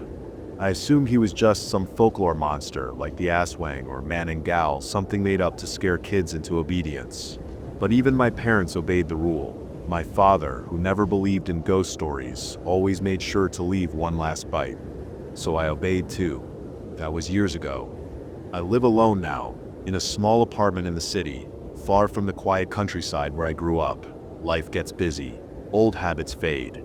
Last week, I had a long day at work and came home exhausted. I microwaved some leftover chicken and rice, then plopped onto my couch to eat in front of the TV. I was so distracted that I didn't even realize I had cleared my plate. At that moment, something shifted. It was subtle, just a strange crawling sensation down my spine. Not fear exactly, but wrongness, like an unseen weight pressing against my shoulders. I laughed at myself. I was being ridiculous. I put my plate in the sink, brushed my teeth, and went to bed. 3:12 a.m. A sound woke me, soft at first, then growing louder. Silverware clinking against porcelain. My stomach tightened. My apartment was silent otherwise. The sound was coming from the kitchen. My breath hitched as I sat up. I told myself it was nothing. The sink settling, my mind playing tricks. But something deep inside me knew better. I climbed out of bed, stepping carefully over the creaky floorboards. The apartment was cold, much colder than it should been. I reached the kitchen doorway and peered inside. The air left my lungs. My plate was on the counter, the same one I had emptied hours ago. And sitting in the very center was a single bite of food. I hadn't put it there. A chill ran down my spine. I turned to check the front door, but it was still locked. The windows too.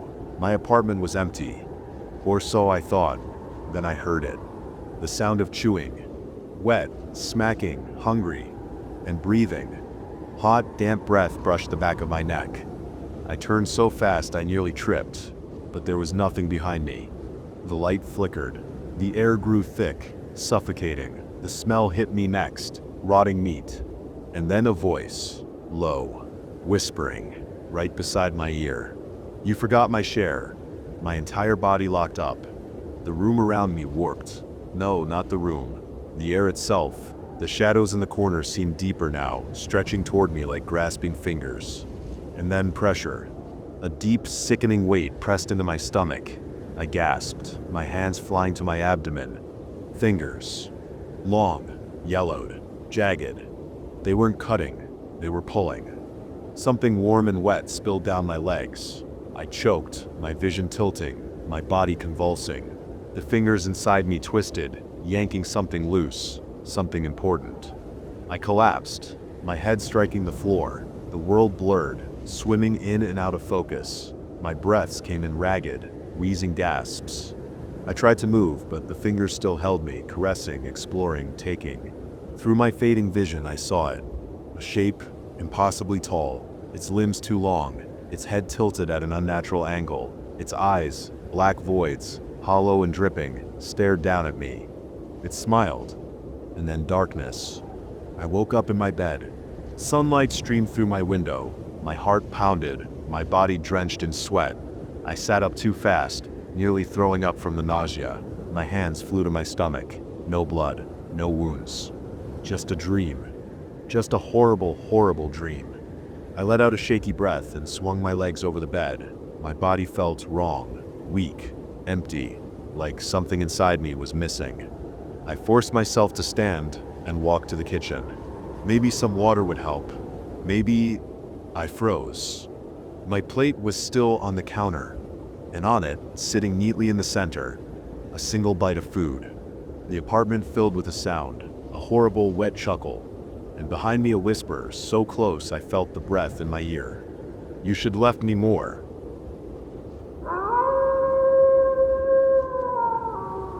The glass between us. The narrow alley folded in on itself, each twist showing more vending machines. Old wooden doors, lanterns buzzing yellow in the Tokyo night. Kenji led with that confidence locals have. I followed with the other backpackers from the hostel, only known them 3 days. Kenji for barely 48 hours. "You sure this is right?" Emma asked, her Australian accent cutting through the humid air. "Trust me," Kenji said without looking back. "Tanaka-san's place is the best sushi in Shinjuku, maybe all Tokyo. But tourists never find it." I wiped sweat from my face. 6 months ago I wouldn't have done this. 6 months ago, before Sarah left and took half my life with her, I planned everything. Now I'm following strangers through back alleys in a foreign city, saying yes to everything, trying to outrun the hollow feeling that followed me from Chicago. Here, Kenji stopped at an unmarked door, just a small blue curtain hanging above it. No sign, no menu, nothing to show it was even a restaurant. Inside was smaller than I expected, just a simple counter with 8 seats. The chef's workspace behind it, perfectly organized, bare wood walls, dim lighting focused on the counter. Tanaka-san nodded as we entered. Old man with forearms like rope, face giving nothing away. "Told you it was hidden," Kenji whispered as we sat. "No reservation needed because tourists don't know it exists. Only locals and people who know locals." I felt it then, that flash of belonging, of being special. These people had included me. The chef started working without a word, his knife catching the light. "Well, do omakase," Kenji explained. "Let the chef decide. It's traditional." First course came without fanfare, glistening fish on small rice mounds, texture unlike anything I'd ever had, dissolving on my tongue like sea foam. "This is incredible," Emma murmured. Everyone nodded, lost in the food. That's when I noticed the window. Hadn't seen it when we entered. Large window facing the alley, and there, pressed against it, a face. My face, but wrong somehow, watching us eat. When I stared at it, it didn't look away. "Do you see that?" I asked, but the others were busy with Kenji's explanation of soy sauce technique. By second course, Tanaka-san splitting open a sea urchin, orange insides, vibrant under the light. There were 3 versions of me at the window, all slightly different. One smiling too widely, one with empty eyes, one just staring with such longing it hurt to see. The chef worked with perfect precision, hands certain as they gutted a squid, translucent flesh quivering, tentacles still curling even separated from the body. He arranged the pieces carefully, dabbing sauce so dark red it was nearly black. I tried focusing on the food, but the window had become a gallery of my own face. 5 versions now. 7, some smiling slightly, some looking lost. All me but not me, watching myself eat with these strangers. "Guys," I said louder, "why are all those people watching us?" The group turned, then looked back at me, confused. "What people?" Lisa asked. "The window, there's like 10 of me staring through the window." Kenji glanced at the window, then back. "There's nobody there, man." I turned again. My reflections pressed closer, some smiling now, some looking angry, some with tears streaming down their faces, one mouthing words I couldn't understand. "Are you serious? You don't see them?" Emma touched my arm. "Ryan, there's nobody there, just the alley." Next course arrived, a fish still twitching as Tanaka-san drove his knife behind its gills, its eyes staring directly at me, blood in delicate lines across the cutting board, which the chef wiped away with practiced efficiency. "Maybe you're more jet-lagged than you thought," Diego suggested, concerned but somehow distant. The crowd at the window had grown, 20 versions of me now, some laughing at me, some crying, one pressing his palm flat against the glass, leaving a foggy handprint, another writing something in the condensation, backwards so I could read it from inside, "She's never coming back." Sweat beading on my forehead. Am I hallucinating? The chef sliced the fish's belly, removing organs with 2 fingers, the blood so bright against white porcelain. "Excuse me." I stood suddenly. "Bathroom." Tanaka-san gestured toward the back without looking up from his work. I walked unsteadily, feeling my own eyes following me from the window. In the tiny bathroom, I splashed cold water on my face. My reflection looked wrong, too pale, eyes too wide. I'd been so open with these people, told them about Sarah that first night over beers, how she said I was too intense, too needy, how I'd smothered her, how I'd come to Japan to find something new, to become someone new. Had they been laughing at me, pitying the sad American with his broken heart story? When I returned, the chef was blow-torching salmon skin, fat bubbling under blue flame. The window now completely filled with versions of me. Some had phones out, recording my humiliation. One wore the exact outfit I had on the day Sarah left. Another looked like me, but successful, confident. Everything I wasn't. Better? Lisa asked as I sat down. Do you think I'm crazy? I blurted out. They exchanged glances. Of course not, Diego said carefully. Then why won't you acknowledge what's in the window? Is this some joke? Kenji put down his chopsticks. Ryan, I promise, there's nobody at that window, just glass reflecting the inside of the restaurant. I turned again. A sea of my own faces stared back, more than could possibly fit in the narrow alley. Some looked concerned now, some mouthed, "Go home." Some wore expressions of pity that made me want to scream. The chef placed another piece before me. This fish's eye followed me, accusing me of something I couldn't name. Maybe the sake was stronger than you thought, Emma suggested gently. I've had one cup, my voice rising. I'm not drunk. I'm not crazy. I'm seeing myself, all these versions of myself, and you're all pretending not to see them. The laughter from outside grew louder. I could hear my own voice, multiplied, mocking me. Ryan, Kenji said quietly, there's no one there. Then what's that noise? The laughing? They looked confused. What laughing? Lisa asked. The chef continued working, unbothered, preparing fugo, now the poisonous blowfish that could kill if cut wrong. His knife moved with surgical precision, separating toxic organs from edible flesh. I watched transfixed as he arranged paper-thin slices in a chrysanthemum pattern. My reflections pressed against the glass, breath fogging it in patches. Some were tapping now, trying to get my attention. One wore the sweater Sarah had given me last Christmas. Another held up a photo of her with someone else. I need to go. I stood suddenly. But we're only halfway through, Diego protested. I can't. I need air. I fumbled for my wallet, dropping yen notes on the counter before pushing past the others. Felt their eyes on my back as I headed for the door, heard their concerned murmurs. Outside, the alley was empty. No reflections, no watchers, just humid night and distant street sounds. I spun around, looking everywhere. Nothing. Moved to the window and looked inside. Could see my new friends, their faces concerned. Kenji saying something with a worried expression. Tanaka-san continued his meticulous preparation, unfazed.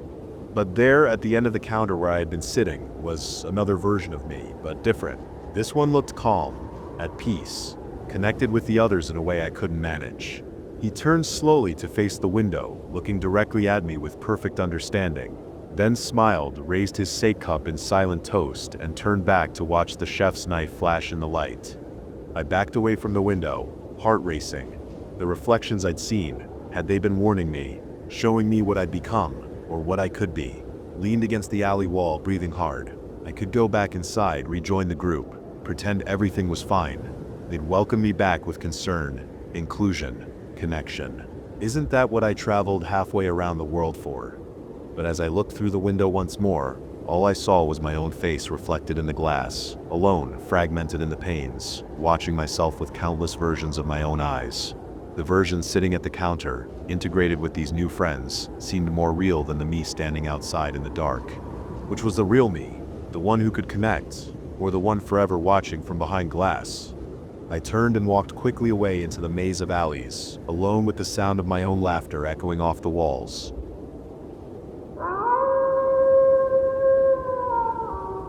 I work at a 24-hour petter, and we had a patient that wasn't an animal. The man walked in at 2 a.m., dragging something black behind him. The way it moved didn't sit right. Neither did he. The receptionist felt it immediately. It was the way he walked, stiff and uneven, like a scarecrow with one leg shorter than the other. He hid greasy blonde hair beneath a 10-gallon hat, spurs clicking as he moved. I watched the security footage later. His lips were white and thin, his teeth crooked, his mouth twisted into a half-smile, like he was seconds from laughter. He was dragging a massive black Rottweiler. The dog resisted, back paws sliding across the floor. The camera didn't pick up sound, but later the two gals at reception told me what he said. He's acting possessed.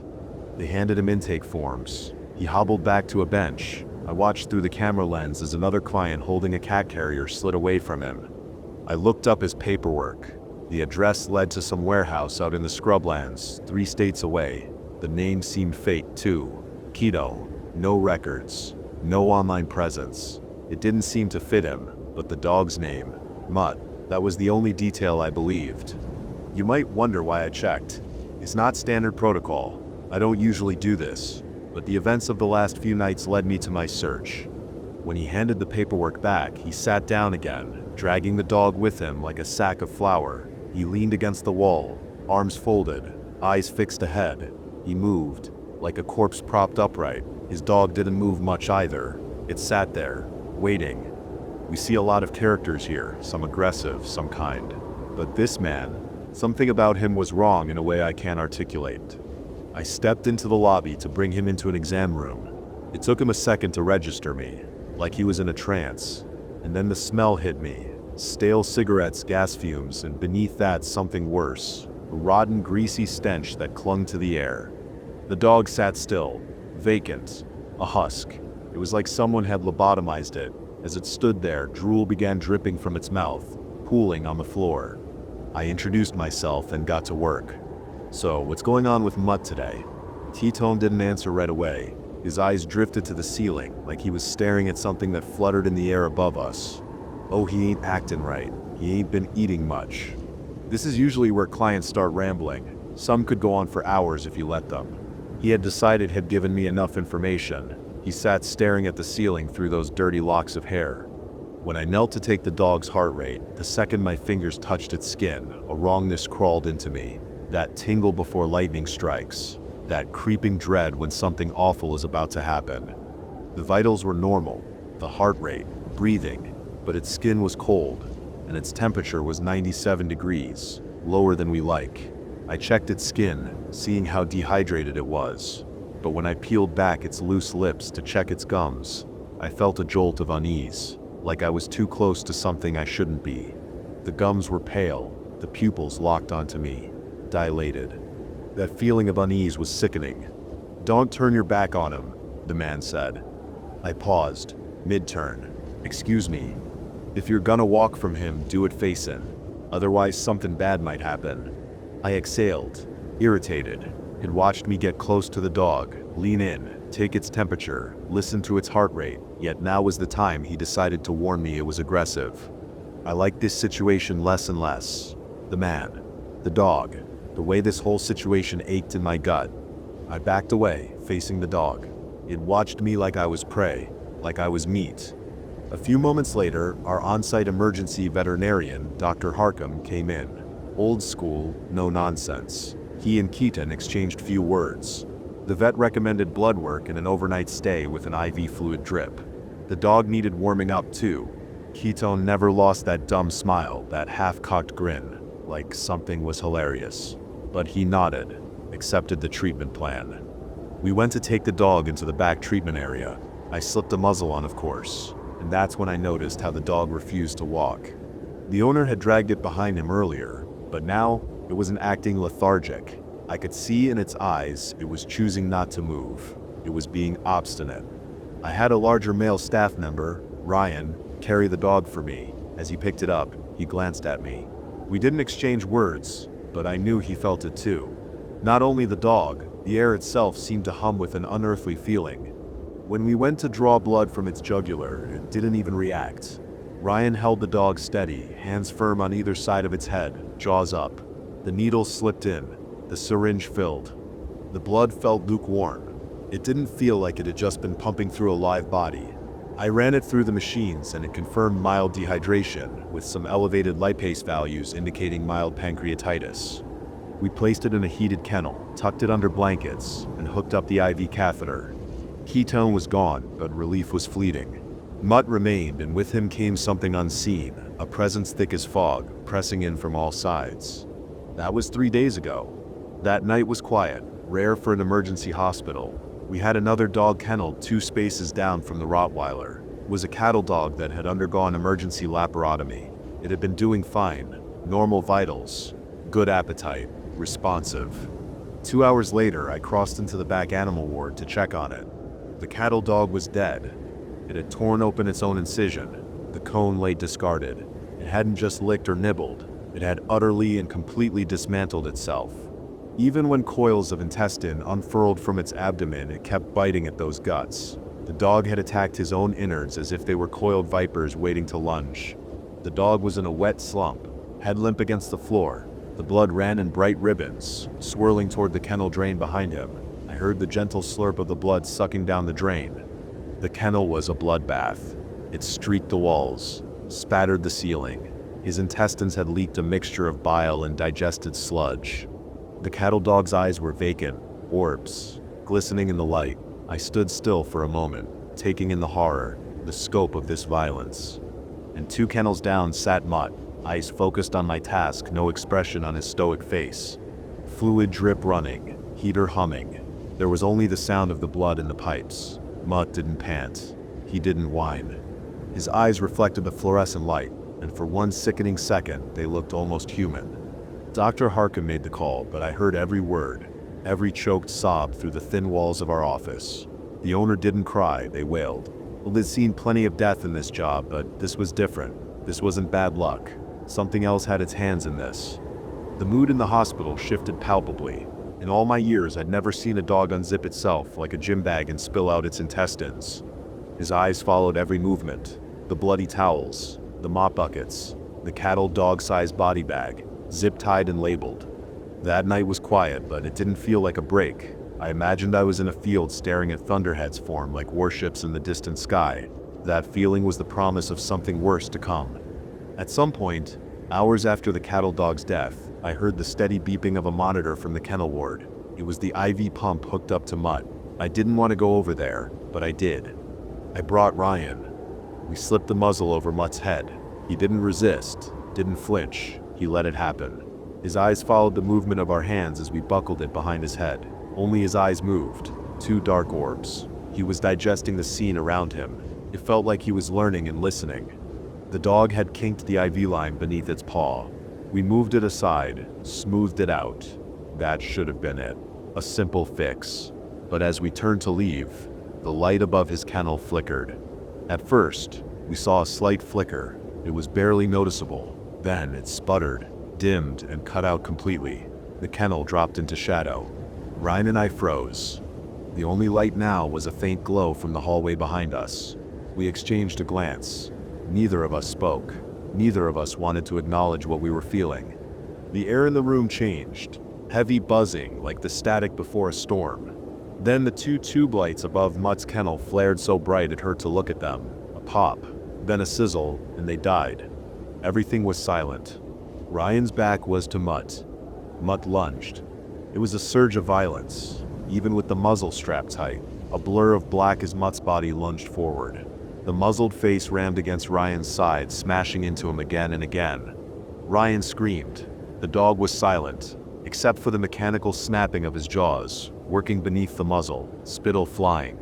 Ryan twisted, trying to stand, but the sudden attack had taken him off guard.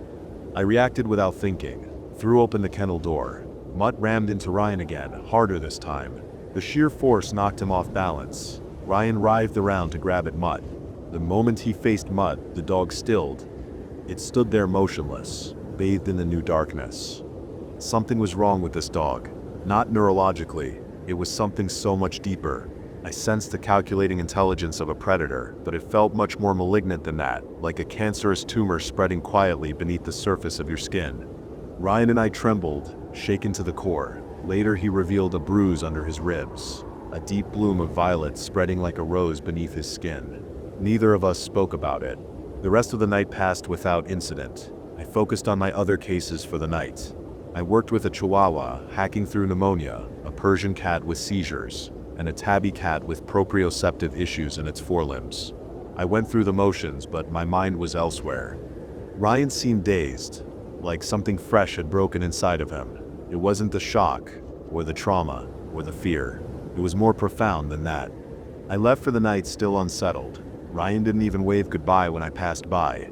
I chain-smoked cigarettes in my car before driving home, flicked the butts out the window and watched them sail onto the asphalt. My hands were shaking the entire ride. And when I finally collapsed into bed, I pulled my pistol out of my purse and slipped it under my pillow. And as the sun crept over the horizon, my dreams were wrong. I dreamed of a black face snarling in the dark, leaning in, sniffing. Eyes like hollow pits, endless swirling galaxies within. I felt the faraway sting of teeth sinking into my flesh. Not a bite, not an attack, but a slow, deliberate pressure, easing into my skin. When I woke, my sheets were damp with sweat. When I came in for my shift that night, I felt a deep sense of disappointment the second I walked past Mutt's kennel. He was still there, heater purring, eyes following. The lights above his kennel were still blown out. The ones beside them had started to flicker. Ryan called out sick, said had been throwing up since the night before. I had a feeling there was more to the story, but I didn't have time to dwell on it. I shot him a text wishing him well. He read it, yet he didn't reply. And that sinister, eerie man who called himself Ketone. His phone went straight to dial tone when we tried calling for a case update. He wasn't coming back. He'd paid half his bill up front in crisp old $100 bills. We weren't getting the other half. The night was busier. I told my manager we shouldn't put any other dogs in that ward, but we didn't have a choice. Our small animal ward was on the other side of the building, but for the larger dogs, they had to go there. We admitted a Great Dane with liver disease. There was nowhere else to put him. So I placed him in the kennel farthest from Mutt, 2 down from the cattle dog that had ripped itself apart. When I went back to check on them 10 minutes later, I stopped cold. Mutt's kennel was wide open. The latch was undone. The door swung open. He wasn't on fluids anymore, someone must have taken him off. There was no beeping fluid pump, and there was no sign of how the door had opened by itself. This part of the facility was desolate this time of night. Mutt was sitting right at the threshold, slack-jawed and unblinking. I shut the kennel, latched it, and then I left the room. I returned with 2 plates of food. Immediately I felt nauseous. The kennel was wide open again. I hadn't heard a sound, hadn't seen the door move. The only way to unlatch these kennels is with hands, with opposable thumbs.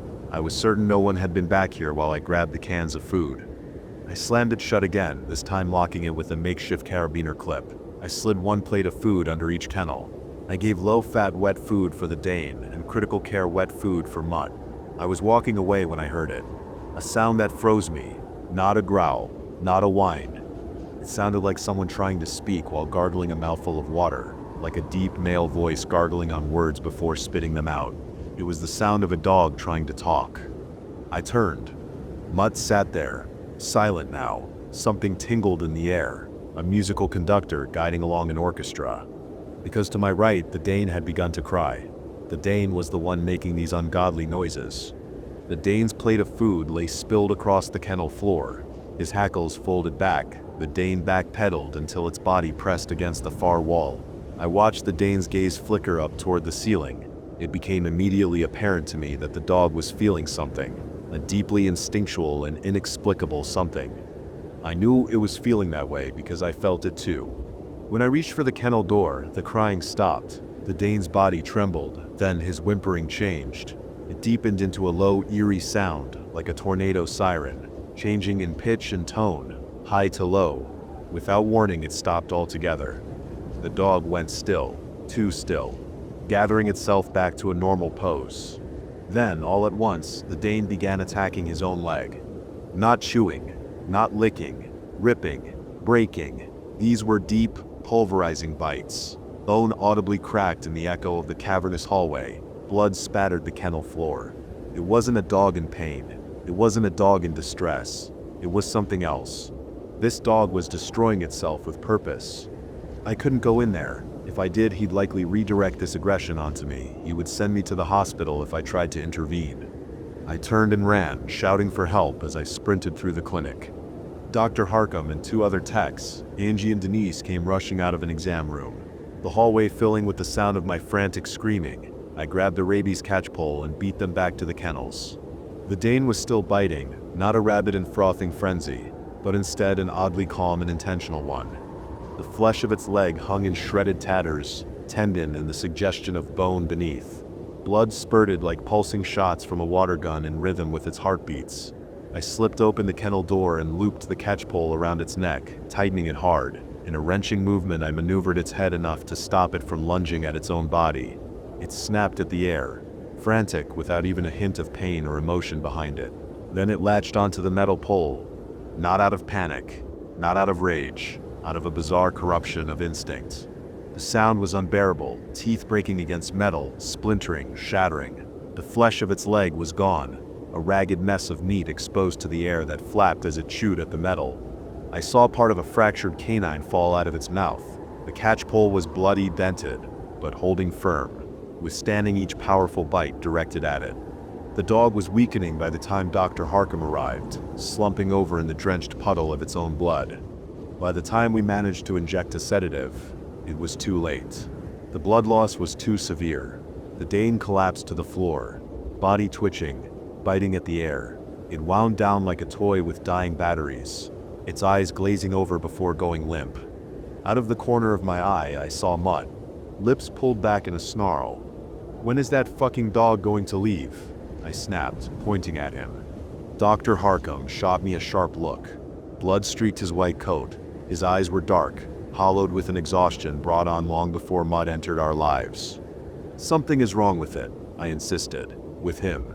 All I see is a dog who mutilated itself in our care and then bled out. Mind you, this is the second one in 2 days.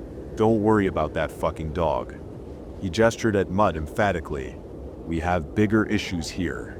I have another owner to call, another person I have to tell their pet killed itself, under my watch. God, this is a mess." He flicked blood from his fingers, dragged a sleeve across his face. He was years past burnout, a shell of his former self. He couldn't see what I saw. He couldn't see the way Mutt watched, the way his eyes lingered over the carnage pooling beneath my feet. Like he was enjoying it. Dr. Harkham sighed, rubbing a hand down his face. We tried calling that creepy bastard again. Numbers out of service. He ditched the dog on us. That meant we had to rehome it. It could take weeks. I couldn't take weeks with him. None of us could. And as I looked into Angie's eyes, I knew she felt the same. And over the next few hours, the hospital settled into an uneasy silence. The night shift pressed on, but something had shifted. We were all exhausted, hollowed out by what we'd seen. The cattle dog, the Great Dane, the blood, the 2 blood-drenched kennels we'd had to clean up. Mutt still sat in his kennel, untouched food sitting at his feet. The heater hummed in background. 2 more lights flickered out while I cleaned. I mopped blood from the floors, the thick iron scent clinging to my skin. The mess soaking the towels we used was a deep, ugly red. And through it all, Mutt never looked away from us, a shadow looming in the dark part of this corridor. I told myself I'd figure something out, that I needed time, but time wasn't on my side. I was dumping a load of bloody towels into the laundry bin when I heard it. "Ali Sizin." I dropped everything. A voice, thick and wet, slurred in a way no dog's throat was built to produce. It wasn't a bark. It wasn't a growl. It was trying to speak. And what came out wasn't a sound. It was a name. My name. Allison. I turned, stomach lurching.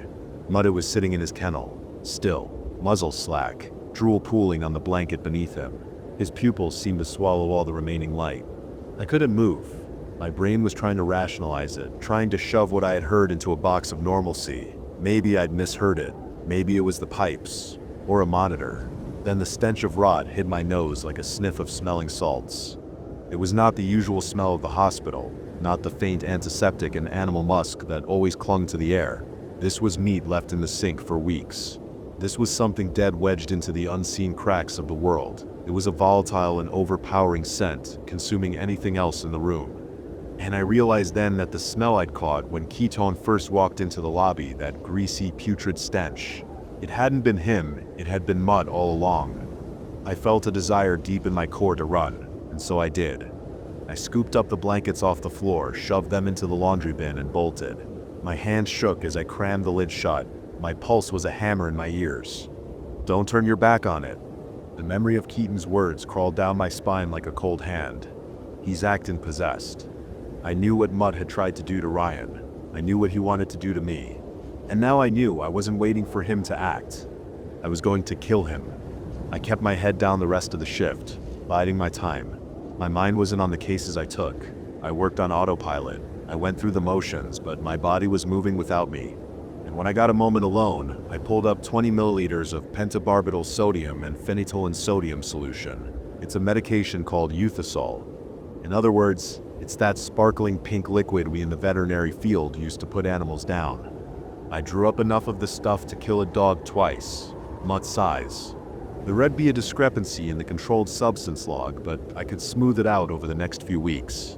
A couple of slightly higher doses given on euthanasia cases. If I logged these with enough time between them, I was confident no one would notice. I locked the cabinet, slid the syringe into my pants pocket. By doing this, I was committing a crime, breaking DEA laws. I could lose my license, my career, even end up in jail. But deep in my bones, I knew one thing for certain. That thing in the kennel, whatever it was, it needed to die. The next morning, when I arrived for my shift, the hospital was heavy with grief. Everyone was crying, because it turned out Ryan was dead.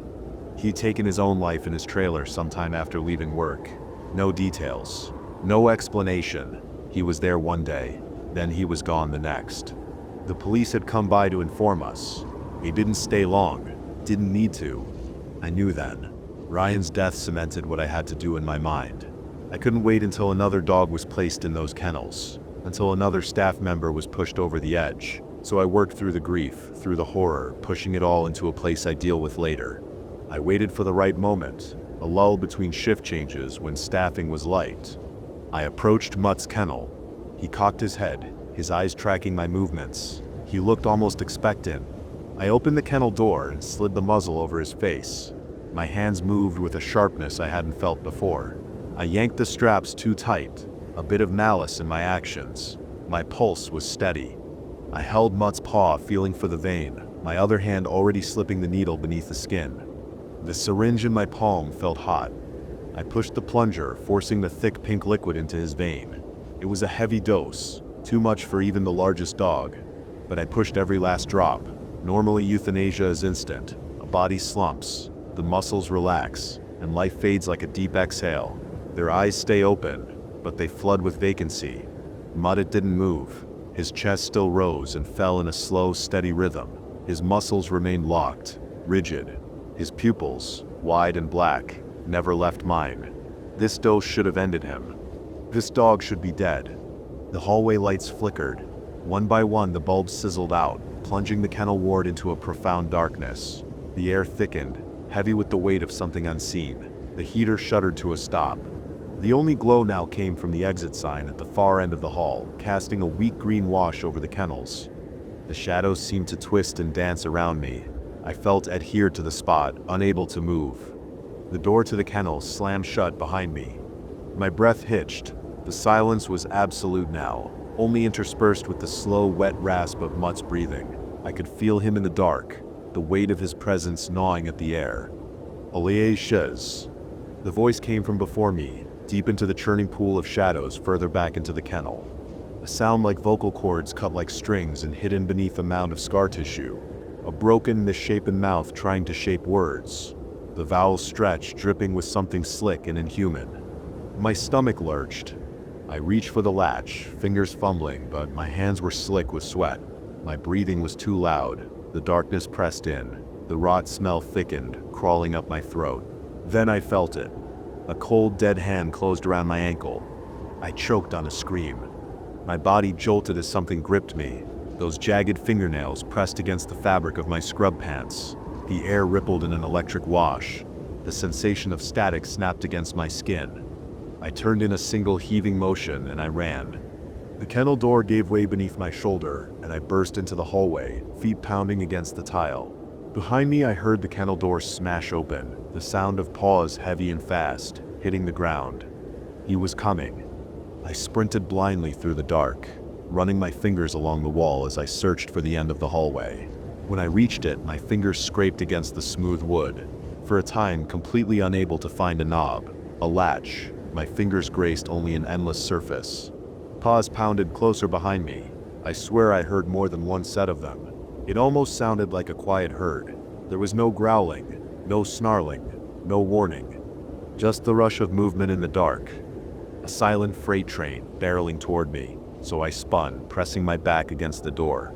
The darkness beyond was absolute, thick and suffocating. The emergency exit sign glowed faint above me, swallowing the building in a weak neon glow.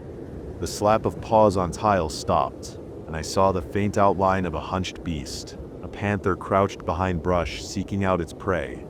Breathing filled the void. slow, wet, and thick with malice. Then a whisper of movement, so close I felt the air shift around my face. I turned and bolted down the hall. Instinct drove me forwards without thought or plan. My body simply moved on its own accord. I reached my locker, yanked it open, hands scrambling for my purse. The air shifted. A weight pressed close. I felt it before I saw it, a swirling black hole, yawning open behind me. My fingers closed around cold metal, the grip of my handgun. I turned and I raised the barrel towards the faint figure I could make out in the darkness. And I fired. The first shot lit up the hall like a camera flash. In that brief flicker I saw him, that snarling grin. The second shot, the third. His body jerked, but he didn't fall. My ears buzzed with each concussive shot. In the green shimmer of the exit sign, I saw that his lips were still curled back in that awful rictus. The sixth and final shot hit its mark. The left side of his skull caved inward, the muzzle of his face blown apart where the bullet had exited. Even in the thin light, I saw how his jaw sagged open, how that tongue flopped out limp. And even as he fell, his head twitched, a violent, unnatural snap of movement. A thick, wet pop echoed. He swayed. Then, finally, he collapsed in a heap all at once. I stood there, gun trembling in my hands, ears ringing. The darkness still pulsed around me, thick and heavy, pressing in from all sides. Then footsteps, shouts, voices. Someone grabbed my arm, yanking me back. The lights flickered, buzzed, then flared back to life, and for the first time I saw what I had done. One shot had buried itself in the tile, the rest had hit him. Mutt lay on his side, his head a ruin of blood and bone. His chest rose once, twice, then he went still. The bite muzzle was missing. He must have pulled it off somewhere during the chase. I didn't move. The hospital swarmed with police. I don't know who called them or when, but they arrived fast, a slew of questions. I registered almost nothing in my haze. They took me into the back office, my hands still shaking, my ears still filled with phantom echoes. I knew exactly what I had to say. I knew how to frame it, self-defense. My Uncle Philip was a defense attorney. He talked shop often with me on our fishing trip outings together, so I knew a little more than I let on, and I managed to play my part well, and so the police let me go. We wrapped, bagged, and stuffed Mutt in the freezer, awaiting cremation, and I took time off work, spent a few days in silence, trying to erase the memory of that voice, tried to ignore that palpable sound of my name in some twisted, malformed mouth. As you likely imagined, it didn't work. The phone rang on the morning of my scheduled return to work. It was a blocked number. Part of me knew the call was coming, as irrational as that sounds, and so I answered. Slow, shaky breathing filled the line.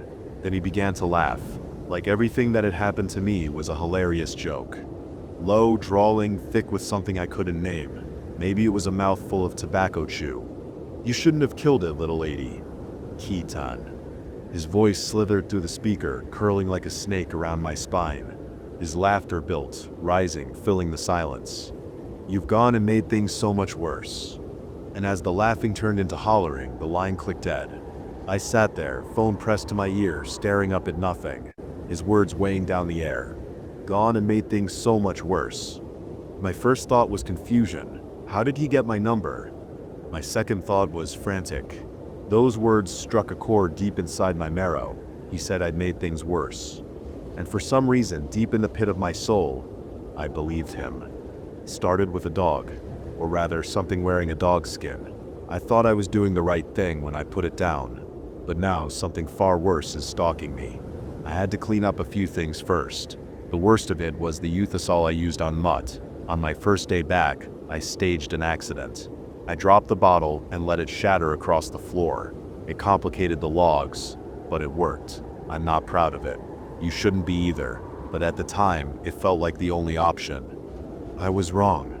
My first day back after a hiatus at home, I noticed that Mutt was still in the freezer. His frozen paws had torn through the tough plastic bag, carving grooves into the ice crystals growing like miniature spears along the inside of our freezer. I didn't tell anyone his body had moved. That sick feeling rose in my chest again as I stuffed him into 3 more layers of bags. If you aren't familiar with the bags we in the veterinary field use after pets pass away, they're made from high-density polyethylene or polyvinyl chloride. They're tough, thicker than sin. It's uncommon for paws to break through the plastic, but mud was never ordinary. I think it was a final fuck you, and well, right back at you, mud. Since Keaton wasn't picking up the tab, I offered to cover the cremation costs. I wanted those ashes in an urn. For some reason that felt important. Something bigger than myself, something I couldn't explain. I didn't feel relieved when they hauled Mutt's body bag away with the 2 other dogs I'm convinced died because of him. I kept hearing Keaton's words ringing in my ears. "You've gone and made things so much worse." His southern molasses drawl, mocking, laughing, a sick bastard. The clinic seemed to calm down at first, at least for a couple of days. I began to relax. Angie, my coworker and friend, approached me. "Did you hear how Ryan did it?" I shook my head quieter than usual, trying to show her I wasn't interested. Part of me blames myself for his death. I know how irrational it sounds, but the human mind is a sinister thing. Grief doesn't care about logic. It only cares about consuming, taking, destroying. She continued. "He stabbed himself with a letter opener. My cousin works as a highway patrol officer. He got all the details on it. It's horrible, Allison. He stabbed himself so many times." "Please, stop. I can't." The tears were already welling in my eyes. She reached out a hand to comfort me, but I brushed past it and locked myself in the bathroom. I spent 10 minutes gripping the sink, struggling to steady my breathing. The rest of the shift passed without incident. It was monotonous and calmer than it had been since I shot Mutt in the hallway. Angie was working a back-to-back double that night, something that had unfortunately become more common in recent years, as our clinic struggled with chronic understaffing. They asked if I could cover another shift too, but I said no. After everything I'd seen, everything I'd done, there weren't enough sane pieces of me left to give. That night I settled into bed, my gun tucked under my pillow. The trailer was quiet, just the sound of wind outside, a high-pitched whooshing that rattled the walls every so often. But I found it almost soothing. As I lay there, closing my eyes, I saw it, a snarling, statuesque black Rottweiler. Eyes like 2 bottomless pits. He moved through the trailer toward me, his presence a creeping weight in the dark. Then I looked down. Instead of paws, he had 4 pale hands, their flesh blending seamlessly into the black fur of his limbs. He strode forward. I couldn't move. Every muscle in my body locked up, frozen in place, as he slunk beneath the foot of my bed. I tried to open my eyes, to wake up from the nightmare, but they were open, and I wasn't sleeping. A hand rose over the mattress edge. Another followed. I felt the weight of them press down, the mattress sinking beneath an unseen force. It felt so real, too real. Then the snout emerged, slow and deliberate, rising above the sheets like a shark breaking the surface of the ocean. It drained the room of anything good, anything right. Only the ache of loneliness remained, a gnawing darkness spreading through me. I felt like I was sinking into a bottomless pit, falling endlessly. The stench of rotten meat filled my nostrils. The grinning maw loomed inches from my lips. Eyes burned into mine, wide and unblinking. A string of drool pressed against the skin of my neck. The mouth began to open, yawning. Each serrated edge gleamed in the moonlight, lining the jaws in jagged overlapping rows. The clicking of bone filled the silence as the jaw pried open past natural limits, tendons slipping and joints straining. It kept widening, the gaping maw stretching farther than anything human or animal should be able to. Hot, damp breath washed over my face. My teeth clenched. The mouth inched forward, slow and deliberate, savoring the moment. Every nerve in my body screamed to move, to fight, but I was frozen, paralyzed beneath the weight of its presence. The gaping maw hovered inches above my face, the serrated edges of its jaws twitching in anticipation. I could see the glistening sinew stretching as the jaws prepared to snap shut, feeling the unbearable heat of its breath seeping into my skin. A low, guttural growl rumbled from deep within its throat, vibrating through the mattress, through me. My pulse pounded against my temples, drowning out everything but the sound of that grinding, clicking jaw. Then my phone rang. The sudden chime shattered the moment, a blinding flash of light flooding the room. The weight lifted in an instant. The monstrous shape dissolved like mist, vanishing into the shadows as if it had never been there.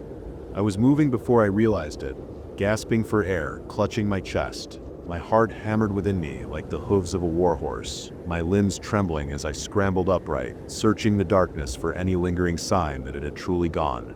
Had I experienced sleep paralysis? Something worse?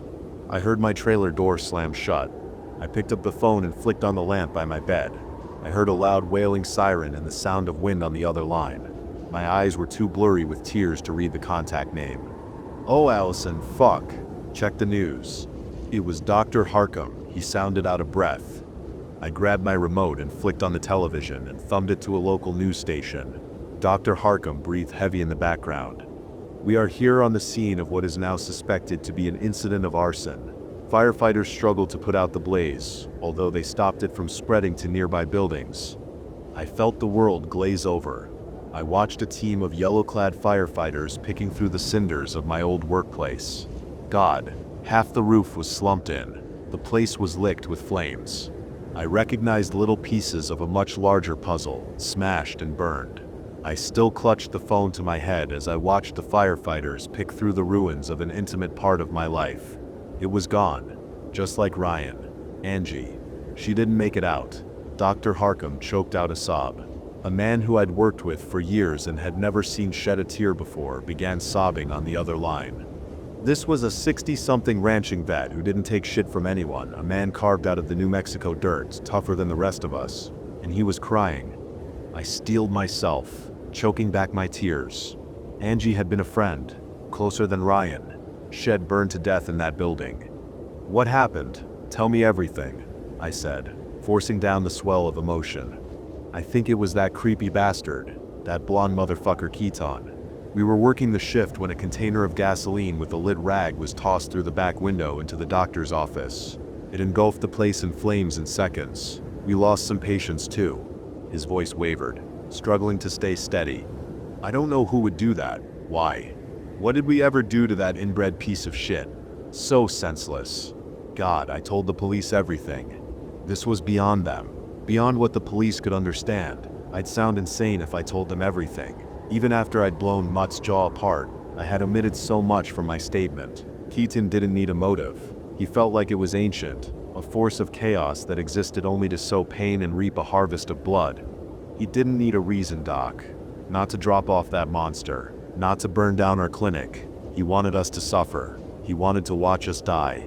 Dr. Harkham was silent for a moment, my words hitting him like a blow. "I have to go," he finally said. "The police need a more detailed statement. Be safe, Allison." The line went dead. Another victim, Angie, gone. Another life swallowed by the plague of tragedy I couldn't begin to understand. My hand trembled, not only from the horror of what I'd experienced, but from the weight of everything I'd lost, from the thought of Ryan's brutal self-destruction. Some creeping apocalypse had wandered into my life, and it was clear now it intended to stay. I couldn't sleep again. I didn't even try. My phone buzzed with texts from friends, family. One missed call stood out. My old friend Joe, Navajo Joe. We used to call him, always with a grin. Ted just laugh. That handsome, tough son of a bitch. I should call them all back immediately, but I had other more pressing things to do first. I gathered my belongings, flipped open the cylinder of my revolver, and loaded a cartridge into each chamber. The compact 9mm felt solid in my grip, its matte finish worn smooth from years of use. Despite its small frame, the steel carried weight, reassuring and steady. I tossed a couple of ammo boxes into my purse, the rounds light but lethal, their copper-jacketed tips catching the dim glow of my bedside lamp. From the top of my cabinets, I pulled down an old wooden cigar box. Inside was a couple $1,000s. I'd stashed away for emergencies. If this wasn't an emergency, I didn't know what was. I sat on the porch of my trailer, a cigarette pinched between my fingers, watching the sun claw its way over the horizon. Smoke curled into the air, twisting in the breeze, vanishing into nothing. By the time morning fully arrived, I'd burned through the whole pack. I checked my watch. The crematorium would be opening soon. They'd taken Mutt's body a couple of days ago. I needed to convince them to put Mutt at the top of the cremation list. My old Buick truck started with a low rumble, the engine purring to life. A gift from my late father. It had been his pride and joy. I reached up to adjust the rearview mirror and froze. A spiked black collar hung from it, tags jingling softly as I brushed against them. Mutt. And below it, Keaton's number. I recognized it immediately. The same one we tried calling at the clinic when he abandoned that thing on us. Not a dog, a thing. Where my fingers touched the collar, a biting chill crackled against my skin like dry ice burning on contact. I rolled down the window and flung it into the scrub brush. It didn't make me feel any better. He had gotten it back. I'd placed it in the cremation bag with Mutt, but somehow it was here, which meant he'd been here, inside my car, inside my home. Maybe that thing in my trailer hadn't been Mutt at all. Maybe it had been Keto. Mutt was just the beginning, and this was spiraling into a situation I couldn't contain, at least not alone. I pulled out of my small patch of land, kicking up a flurry of red dust. My air conditioner hummed. My fingers drummed against the steering wheel. 30 minutes later, I pulled up to the animal crematorium, a sunken gray cement building casting a wide shadow in the heat haze. I stepped out and tried the door handles. Locked. I pressed the doorbell and heard a faint jingle inside, but the lights were off. I checked my phone and swore under my breath. I'd been so lost in my own thoughts. I'd completely forgotten it was a federal holiday. No one was inside. Veterinary clinics contract with crematoriums, sending euthanized pets in sealed black bags. We store them in freezers until the company's van arrives to collect them. They're packed alongside animals from other clinics, then stored in even larger freezers at the crematorium until it's their turn for processing. It can take weeks to complete a cremation, but Mutt had only been here for a few days, and somehow I could feel him inside the building, like I was standing too close to a live wire. The offshoot road I'd followed was empty. In the distance, I could see the glimmer of traffic, but it was far enough away that no one would witness what I was about to do. I circled the building, checking for an alarm system. Nothing. Peering through the windows, I scanned the interior. No cameras either. Crematoriums aren't exactly prime targets for thieves. Nothing to protect, except frozen animal corpses. At the back, I found a window. Above me, only miles of empty blue sky, the air still except for a faint breeze curling through the scrub. I crouched and picked up a stone the size of my palm from its resting place beside a cactus, weighing it in my hand. Then I hurled it through the glass. The window shattered unevenly, jagged shards left clinging to the frame like teeth. I found a stick nearby and used it to knock away the worst of them before pulling myself up and climbing through. Glass crunched beneath my boots as I landed inside. The rock I'd thrown had skittered across the floor, coming to rest far across the room. The space before me stretched out like a cavernous warehouse. To my left, 4 massive crematorium units, metal doors dull in the dim light. To my right, an entire wall of freezer units stood silent and still. Steel girders loomed overhead, casting long skeletal shadows against the walls. It felt like I had walked into a place I wasn't meant to be, like intruding in a place that had been waiting for me. The silence wrapped around me, thick and uncertain. My heartbeat thumped against my ribs, steady but insistent, like a distant war drum. Behind me, the wind whistled through the broken window. Then the smell hit me.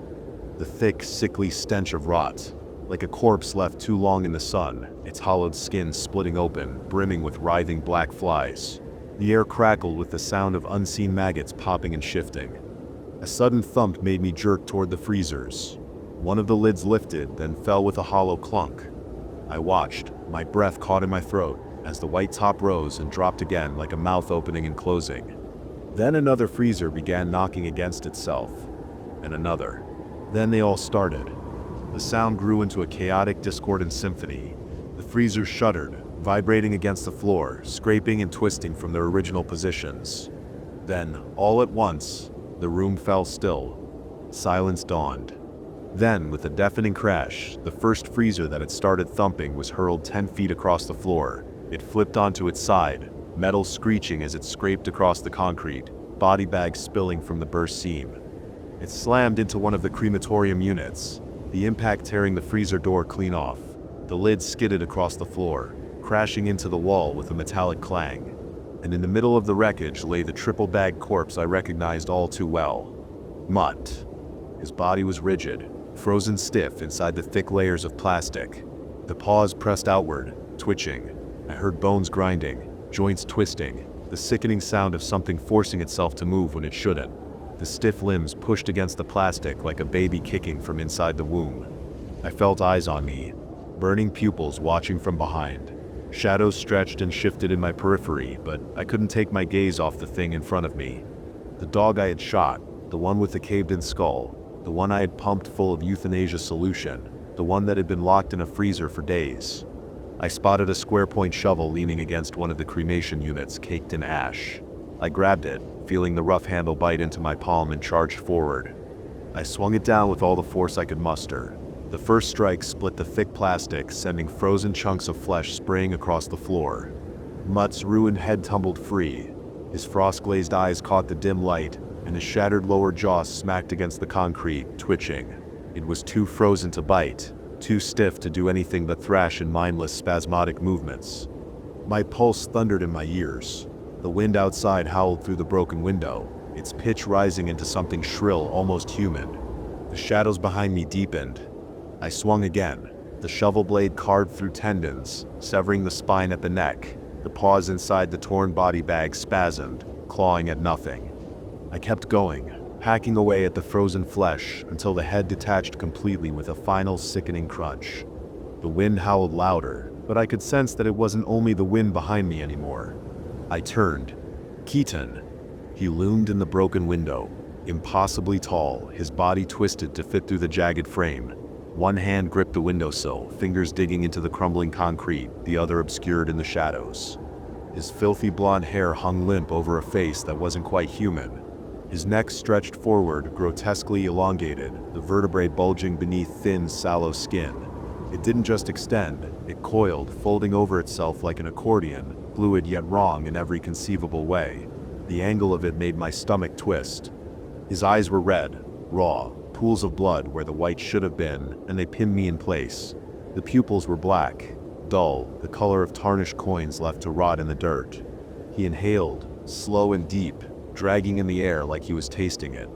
And then his lips split apart, curling into a grin that stretched too wide, splitting cheek to cheek as if his skin could barely contain it. His chest heaved, a silent laugh rippling through him. And his head, God, his head, was so much closer than it should have been. His clicking, sinuous neck had stretched impossibly far into the room, casting a long, warped shadow that swallowed the space between us. Mutt's body writhed behind me, flopping against the concrete like a fish without a head. The sickening smacks echoed through the cavernous room, each one more desperate, more wrong. I backed away from Keaton, slow and deliberate, my pulse hammering in my ears. He didn't speak. He just breathed, deep and slow, savoring the moment, drinking in my fear like it was red wine. The wind whispered through the broken window, stirring the air between us. Then his other arm rose, unnatural in its movement, the elbow joint clicking as it bent at a disturbing angle. His hand curled around something, lifting it up like a prize. At first I couldn't make sense of it, a dark, matted thing, limp and swaying slightly. Then I saw how his fingers had sunk into it. His middle and ring fingers were buried deep in gaping eye sockets, his thumb screwed into the crown of the head like he was gripping a bowling ball. The realization hit me like the blare of a car horn on a pitch-black road. A head. A human fucking head. The jaw hung slack, twisting from side to side with every minute shift of Keaton's grip. Blood clung to the torn skin in slick, wet strands. I knew that face. Dr. Harcum. The breath hitched in my throat, and I staggered back without thinking. A mistake. White-hot pain seared through my calf. A vice clamped down on my leg. My brain scrambled to catch up with what had just happened. I looked down. Mutt's severed head clamped onto my ankle, his mangled jaw locking in place. Torn flesh barely held the structure together, but the grip was unrelenting, teeth buried deep. Pain flared through my leg, hot and immediate, the pressure tightening like a rusted bear trap. Keaton laughed. The sound curdled the air, high-pitched and jagged, warbling between something human and something that had never been. His entire body quivered with the force of it, his grotesquely long neck arching like a bridge, vertebrae rippling beneath stretched, paper-thin skin.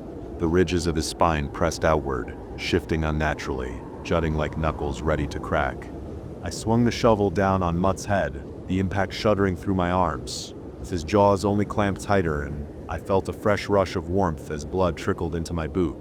Gritting my teeth, I pried at the head like opening a clamshell, peeling it from my leg. It took a strip of fabric and flesh with it as it crashed to the floor.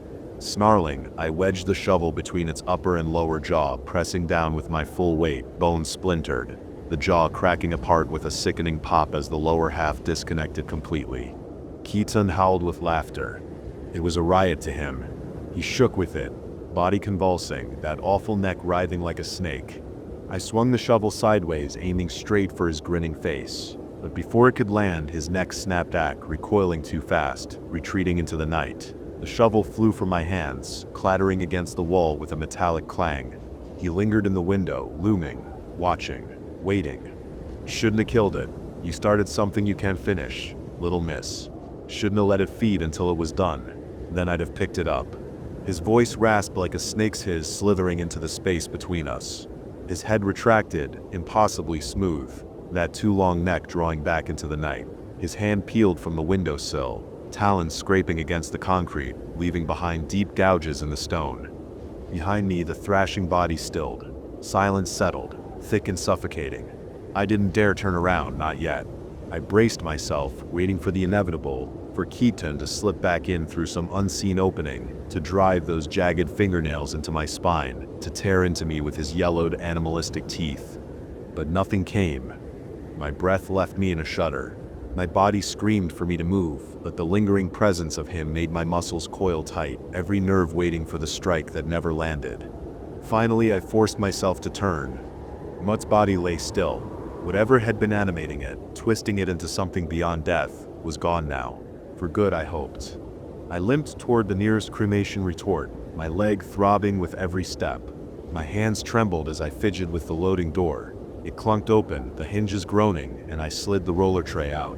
Mutt's head went in first, his detached lower jaw following. His body came next, heavier than it should have been, dead weight sinking into the metal. The pain in my leg flared, sending hot sparks of agony shooting up my thigh, but I bit down against the pain and shoved him all the way inside. Fumbling with the control panel, I pressed the buttons, praying I got the right sequence. The burners roared to life, the chamber flickering with searing orange light. Heat pulsed outward, warming my skin as the fire licked at the corpse. I staggered away, limbs shaking, and made my way to the office break room. The drawers rattled as I tore them open, my hands shaking too much to be precise. Gauze, scissors, bandages. I grabbed everything I could, then hobbled back to the retort.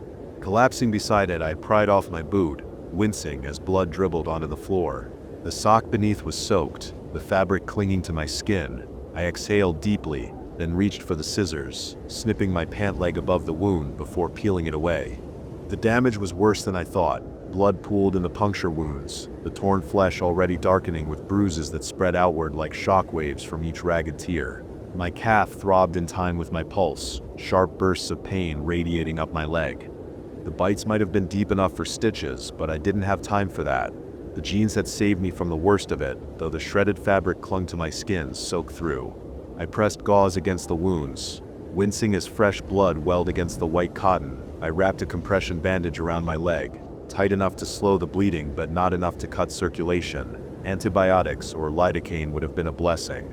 I could have stitched it myself if I had to, but a crematorium didn't exactly keep medical supplies on hand. I leaned my head back against the wall, exhaling through clenched teeth. My ears rang from the heat, the exhaustion, the pain, and then I heard it. A scream. Distant, warped, twisting through the air like the high-pitched wail of logs splitting in a fire. I turned toward the retort viewing window. Inside, Mutt's body writhed as the flames engulfed him. The hairs curled first, blackening before catching fire, the flesh peeling away in layers. His limbs twitched, shuddering, the last vestiges of unnatural life refusing to die easily. The stench of burning fur and charred meat turned my stomach. I forced myself to watch as the thing that had haunted me was reduced to nothing more than a skeletal frame. Eventually, there was nothing left but black soot clinging to the glass. The steady hum of the cremation unit filled the room. I let the heat seep into my bones before finally pushing myself upright, limping toward the control panel to shut everything down. By the time the retort had cooled enough to retrieve the remains, the sun was sinking below the horizon, the sky smeared with a hue like burnt orange. Keaton hadn't come back, yet. I grabbed a shovel and a garbage bag. The retort door groaned open, and I scooped out the calcined bones, brushing away the brittle black remnants until all that remained was pale dust.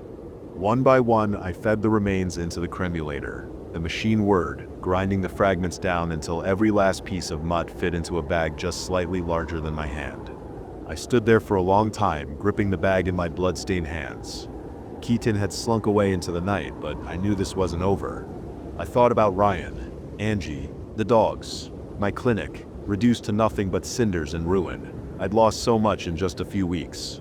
Too much. Half my life was gone in an instant. I felt too hollowed out to even cry. Ripped out of my life in an instant. No rhyme or reason to it. He could have killed me. Easily. He was toying with me, like a cat slapping around a finch with a broken wing, each swipe landing harder than the last. Soon, I reckoned he'd start biting. I gritted through the pain as I pushed the freezer back into place, the weight of it straining against my injured leg. Plugging it back in, I reloaded it with black body bags, setting the torn-off lid back on top like a makeshift seal. The air reeked of blood and freezer burn, and of the dust blowing in from outside. I found a broom and a mop, doing what I could to clean up my blood and mutts which had thawed into a dark, congealing slick on the floor. It wasn't perfect, but it was enough. Stepping outside, I checked both ways. Nothing but dirt and desert weeds stretching into the distance. The silence out here wasn't comforting. It was heavy, pressing down like a held breath. The dread never left. Sliding into my car, I turned the key. The engine rumbled to life, a sound that grounded me, if only for a moment. I set Mutt's bag of ashes on the passenger seat, staring at it like it might start moving again. Then I saw something in the footwell, something round. Hollow sockets where fingers had pressed deep and firm. Dr. Harkham's head. A parting gift. Bile rose in my throat, but I swallowed it back, forcing my breathing steady. I'd had a tough life growing up. I knew how to push things down, bury them deep. I grabbed an old jacket from the back seat and tossed it over the round heap. At least I didn't have to look at him like that anymore. Then, I did the only thing I could do. I called the one person who might be able to do something about this. The only one who might be able to pull me from the riptide I was drowning in. Joe. My buddy from high school. I hadn't talked to him in years, but I'd missed his call this morning. That had to mean something. The dirt road stretched toward the main highway as I drove, my hands gripping the wheel tighter than they needed to. He picked up on the second ring. Allison. Thank God. Tears welled at the corners of my eyes. God, Joe, it's been so long. I saw the news. I know you worked there. I had to see if you were okay. Joe, I need to talk to you. Something's after me. It's been after me since I first saw it a few weeks ago. I need your help. A dog came into my clinic. Bad fucking luck. Thing turned the building into a slaughterhouse, without so much as a blink. Silence. The joy in his voice faded, melted away like chocolate left too long in the sun.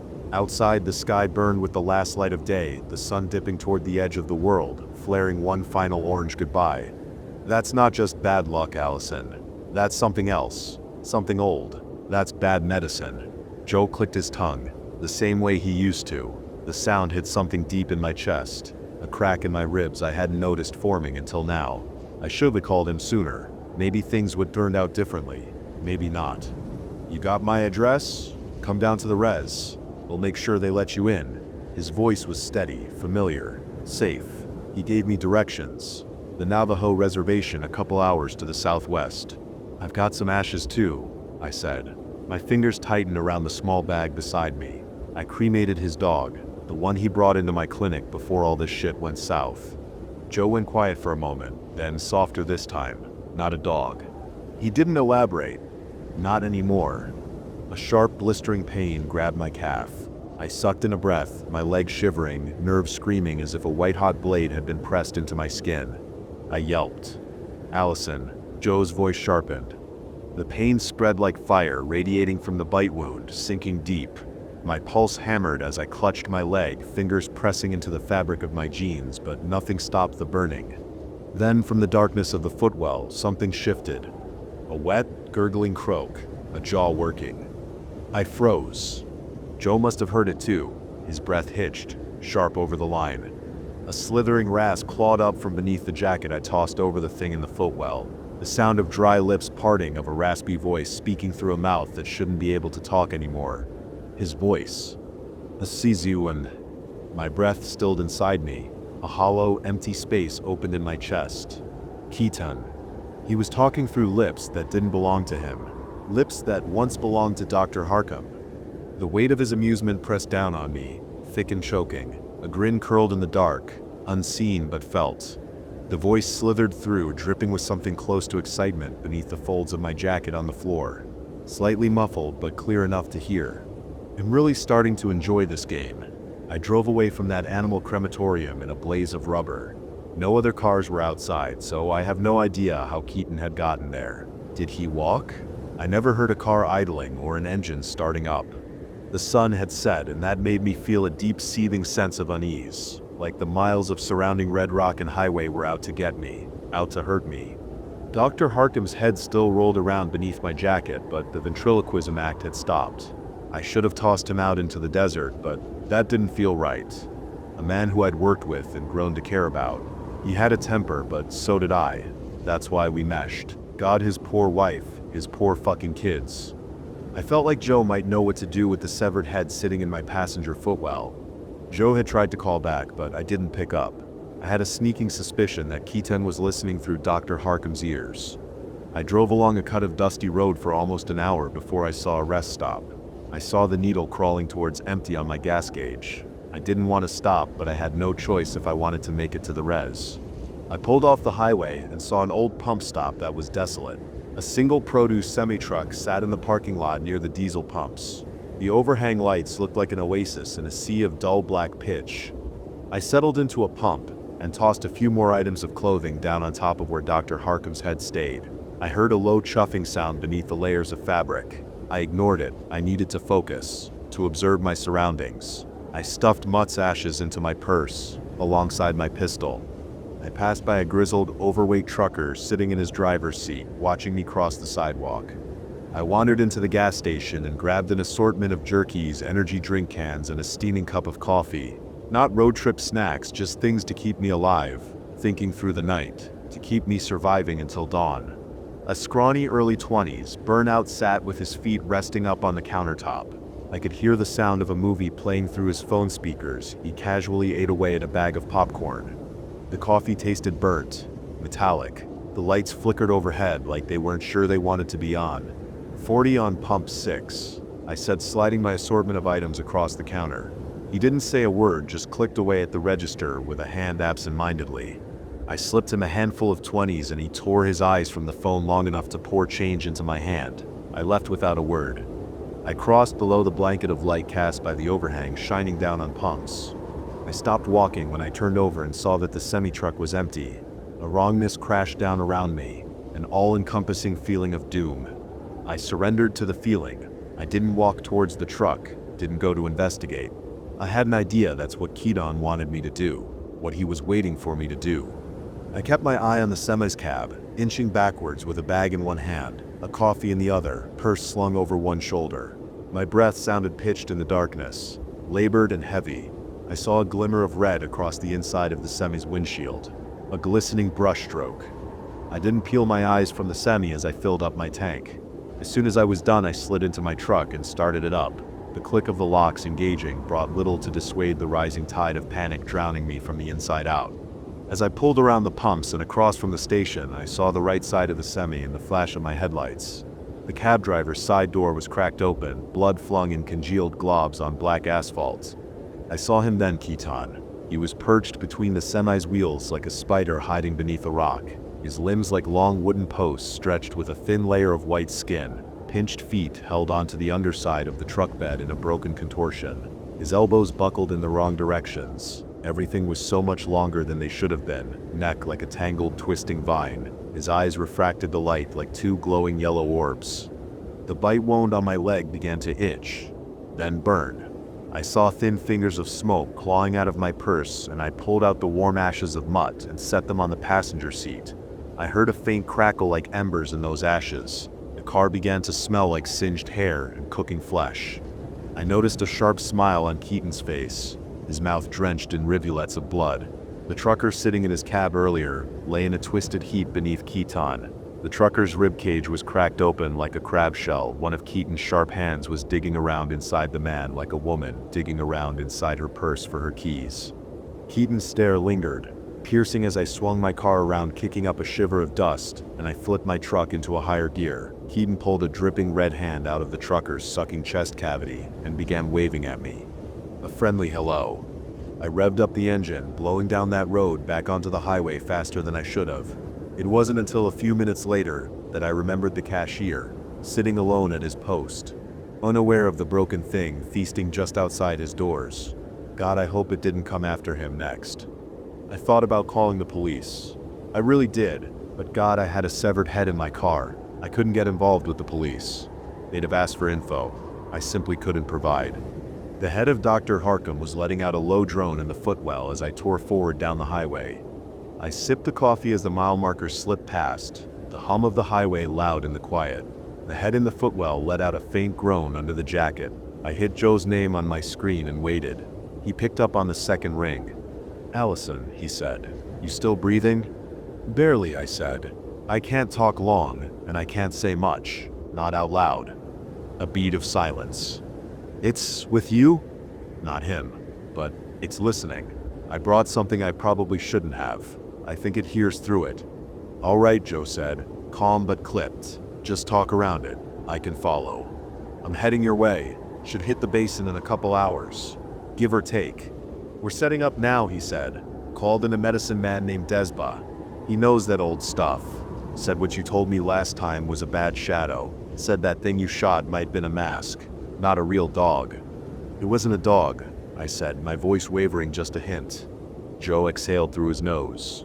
I could picture him standing outside his truck, wind tugging at his sleeves, oiled gator skin boots kicking at the weeds. "We set the line near the arroyos. You'll see it before the road curves west. Cedar, ash, pollen. Desba's been blessing it himself. That thing steps through, it'll feel it, might even stop it. He'll drive through. I'll lead it in." He paused. "You sure it's still behind you?" "No," I said.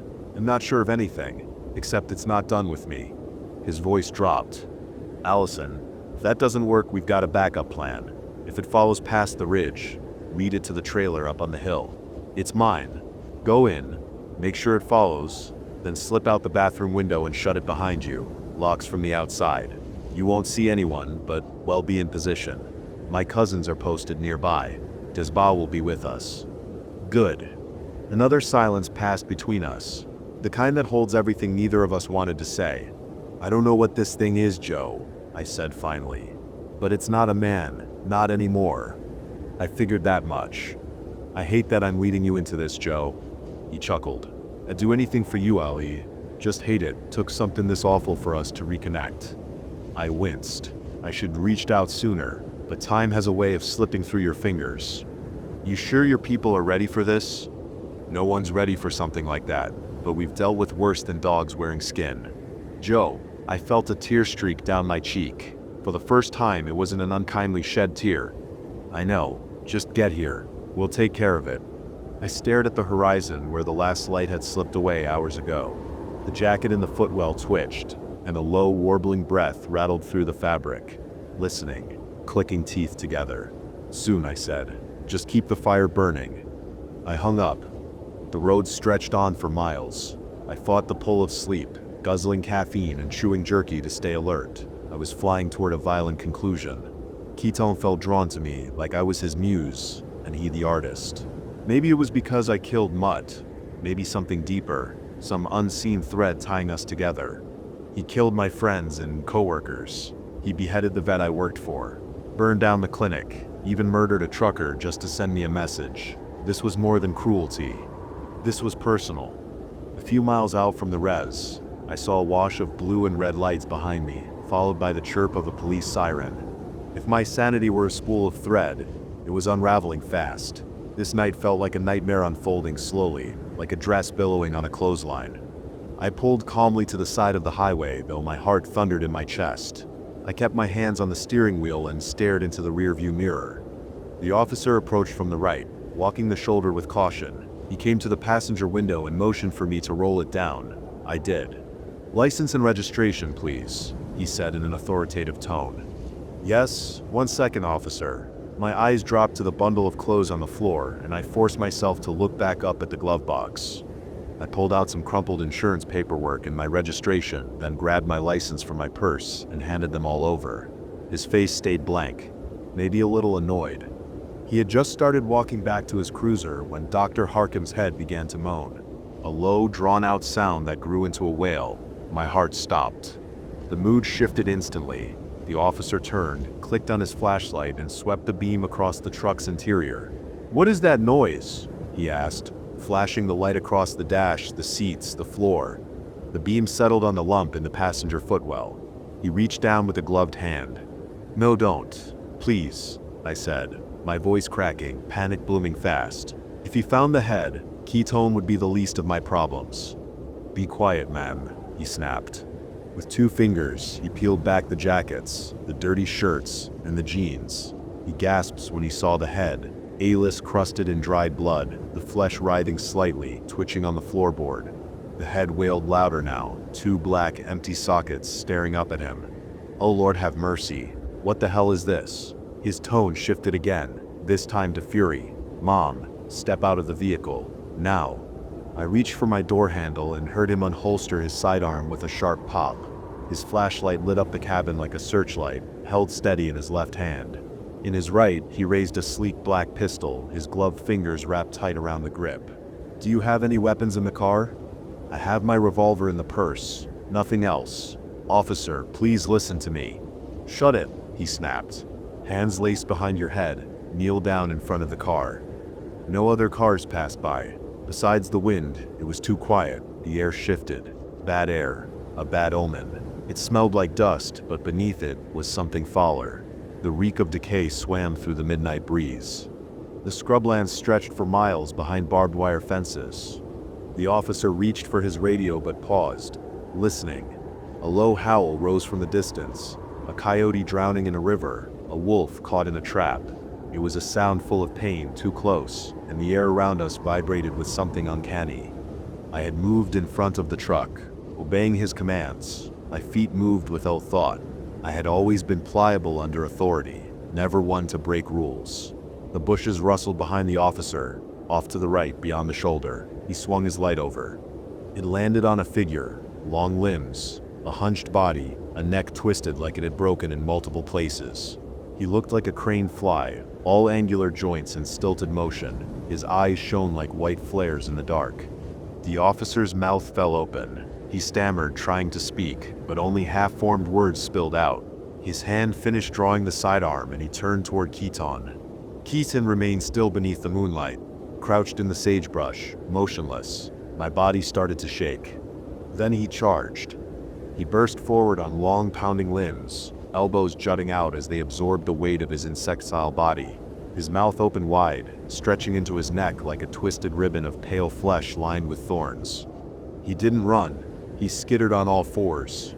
The officer stood in a trance. He couldn't raise his revolver. His hands trembled, belt rattling with the weight of his fear. His face had gone pale, sickly, like he'd come down with the flu. Sweat beaded on his forehead beneath the brim of his hat.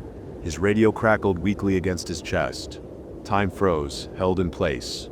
I wanted to speak, to move, to do anything, but my words stuck in my throat, choking me. I was frozen too, paralyzed by the sight of something that monstrous. Somewhere behind me, Dr. Harkham's head began laughing. T-Tone was a rolling twister of violence, like staring into an oncoming hurricane, feet glued to the ground. Violence incarnate. He vaulted the railing in a single leap and crashed into the officer with terrifying force. He slammed the man's back against my passenger door so hard the entire truck shifted to the left. That broke my paralysis. I scrambled back into the truck and turned the key. My passenger window was still rolled down, and through it I saw the officer's limp body smashed against the door. His weight bent the metal with a few sharp hollow pops. Keaton's jaw opened wide, stretching all the way to his throat, a mass of twisting yellow teeth. He was chewing through the officer's skull, tearing flesh, stripping it clean. The flashlight and pistol clattered to the pavement. Then Keaton's eyes came into view, slitted, swollen like 2 overripe grapes. A predator's eyes, empty, starving. I slammed the gas. The car lurched forward. Something on the officer's duty belt scraped against my paint. I felt a thud as both bodies tumbled off my truck and hit the pavement behind me. In the rear view, I saw Keaton's naked body wrapped around the officer, limbs grasping and tearing. His skin crawled with motion, like the organs inside him were alive and shifting. The flashing lights from the squad car bathed them both in red and blue. One of the cop's boots rolled into the road, its laces dragging behind like it was trying to crawl away without him. Keaton paused, then began pulling the corpse behind him, dragging it like a child pulling along a favorite blanket. When I was a few yards away, Keaton snapped his head sideways at a breakneck speed. His gaze locked directly onto the back of my truck. It was piercing, inevitable, furious, like he'd just realized I was getting away, and the rage hit him all at once. As he grew smaller in the rear view, I saw him heave the officer's body off the ground and toss it deep into the scrublands. Then he started running after me. I climbed faster and faster. 60 miles per hour, the old truck's engine began to rumble beneath me. 70, the engine groaned. I caught the sharp smell of gas fumes. Keaton was gaining. At 80, the truck shook, barely holding together as the engine roared. I burned rubber twisting onto an off-ramp, saw an oncoming car a few miles down the road. My tires nearly lost traction on the gravel, kicking up a flurry of pebbles as I fought for control. Keaton was close enough to reach out. He moved impossibly fast, loping with his long limbs and elbows tucked tight to his sides. I saw the fire burning in his eyes. He was done chasing. He wanted blood, mine, and if he caught me, I knew he wouldn't let me go again. The ashes of Mutt crackled in the passenger seat like gunpowder. The head lolled from side to side in the footwell. I felt like I was losing my mind, but between the smell of scorched ash, the reek of decay blooming around me as Keaton drew closer, and the sound of the head laughing, I knew I wasn't crazy. This was all real, raw and wrong. The box I had been stuffing all these impossibilities into was overflowing now. What happens when the box breaks? Would my mind break too? I passed through the arroyos and toward the toll booth borders of this part of the res. The barrier bars were lifted. Was this where the line had been drawn? Could Keaton cross it? He was halfway up the roadside, nearly level with the side of my truck. He wasn't looking ahead. His neck was twisted toward me, his body pounding forward with a mindless kind of purpose. His mouth hung open, eyes wide. Behind me, Dr. Harkham's had shouted with laughter. The engine rattled with speed. Keaton was so close. I could smell death. I could see the dried blood of so many victims caked across his twisted nude body like a suit of crimson armor. Right as I crossed the border barricade, Keaton veered sharply to the left. I watched him clear the fence and crash down in a heap, thrashing on his back like an insect, arms curled toward the sky. The head stopped laughing. The ashes stopped crackling. I slammed the brake pedal to the floor. Keaton writhed. I saw Joe's trailer on the hill, half swallowed in dust, lit by the hard glare of floodlights. I focused the headlights on him. His thrashing slowed, then stilled. My tires thumped over uneven ground as I crept forward, heart burning like a live wire. I stomped the gas, aiming to crush him beneath the weight of the truck. But he leapt at the last second, sprawling across the roof and smashing through the back windshield in a burst of glass. I flung the car into reverse. One tire crunched over his leg. For the first time, I saw pain in Keaton's eyes in the rear view. I clenched my teeth until my jaw ached. Keaton clung to the frame, screeching. He yanked and pulled, his foot pinned like a plank beneath the tire. I slammed into drive. He flew backwards off of the car, his limb bending and snapping like a brittle branch. As I climbed toward the hill, I saw him rise again on all fours. One leg was twisted into broken segments, the foot dragging unnaturally across the dirt, and still he came after me. But now there was a break in his stride.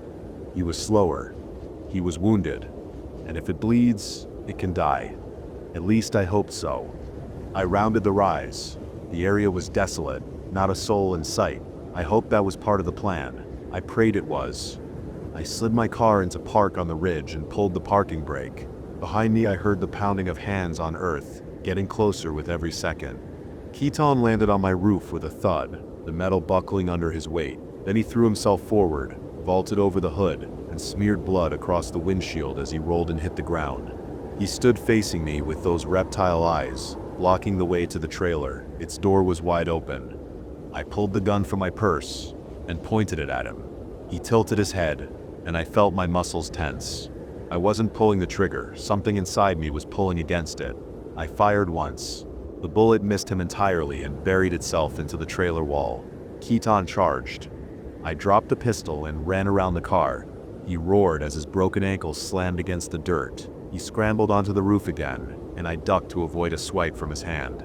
The spot where mud had bitten my ankle throbbed, and the pain lit sparks behind my eyes as I flexed and pushed through. The body will break itself to escape death, and the mind, drowning in adrenaline, becomes a weapon. But he was feeling it too, the adrenaline. His nervous system was short-circuiting. his mouth open like a wilted flower, tongue flicking through the air. He was tasting something. Could he smell Joe? The others? Were they near? He leaped, and I dove through the trailer doorway. One of his claws raked across my back. I shoved past a floral couch, knocked pans off a shelf in the narrow kitchen, and bolted toward the bathroom. Keaton thundered in behind me, screaming, "Bitch! Bitch! I'll rip out your throat." His voice scraped like rusted wire dragged across concrete, echoing down the narrow hallway. "Play with your insides. Eat them." The trailer rocked under Keaton's weight, metal hinges groaning. I slammed the bathroom door behind me and scrambled for the open window. My foot knocked over a toothbrush and a tube of paste as I shoved myself through. Pain flared along my back. The wound on my calf throbbed. Keaton was almost on me. I could feel his heat, the hate radiating off him. The door splintered just as I dove. My teeth cracked against desert stone when I hit the ground. A burst of white light exploded behind my eyes and blood filled my nose, hot and thick. Something moved past me, fast, silent. I heard the window slam shut.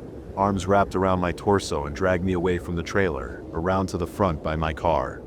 Keaton's voice roared from inside, a storm of curses and blasphemy. He screamed like a trapped coyote, cornered and caged. That sensed something was off, but he couldn't help himself. His bloodlust had outpaced his instincts. Now he was trapped. I turned my face upward. The sky above the basin cracked with heat lightning. Purple veins crawled across the clouds. The air buzzed with insect calls and owl cries. The desert had awakened, and it seemed to know what was coming.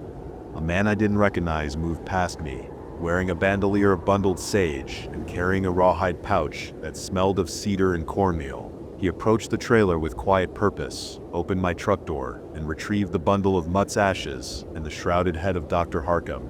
With steady precision, he placed them both through a window into the trailer. Another man knelt in the dirt near the rear axle, an elder in a long shirt embroidered with turquoise beads and white ochre. He began to sing in a language I didn't understand. The words were low and heavy, his voice rolling like wind through canyon crests. He poured corn pollen in a slow arc around the trailer, his movements deliberate and unwavering. The others joined in. Their chant rose from the earth, like the black smoke from the trailer. The song was older than Keaton, older than the desert. Then came the drumbeat, deep and rhythmic.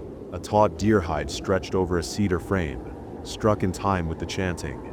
Inside the trailer, Keaton's limbs thrashed. A hand burst through the kitchen window, blistered and cracking. His skin was changing, splitting, leaking.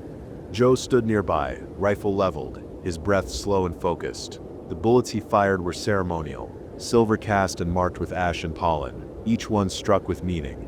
Keaton screamed like something dying. His voice scraped against the trailer's walls as flames began to rise from underneath.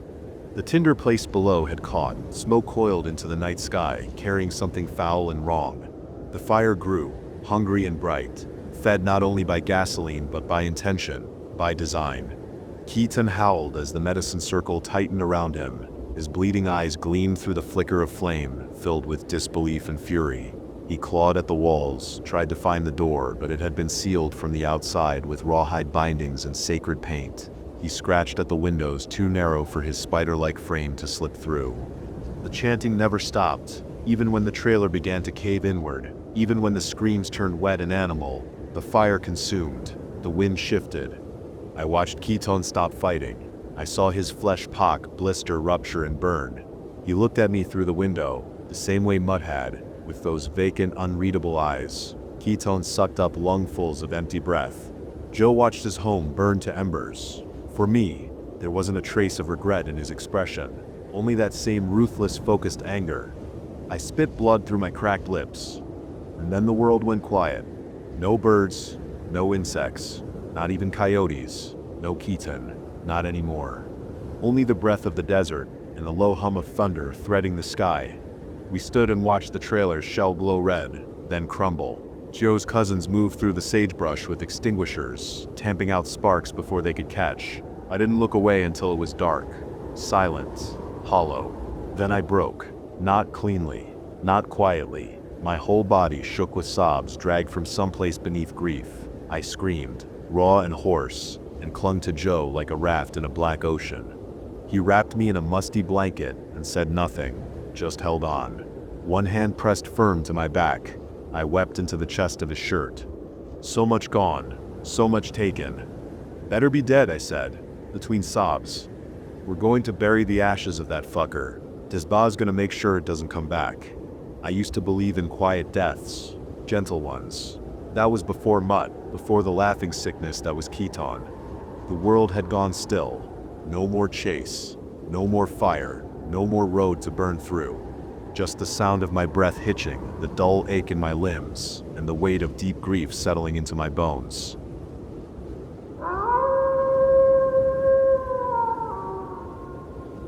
That's it for tonight's stories, but the nightmares never end. If you enjoyed these chilling tales, don't forget to like, subscribe, and hit the bell so you never miss a new upload. Got a scary experience of your own? Share it in the comments. I just might feature it in a future video. Until next time, stay safe, stay curious, and remember some things are scarier than they seem in the dark.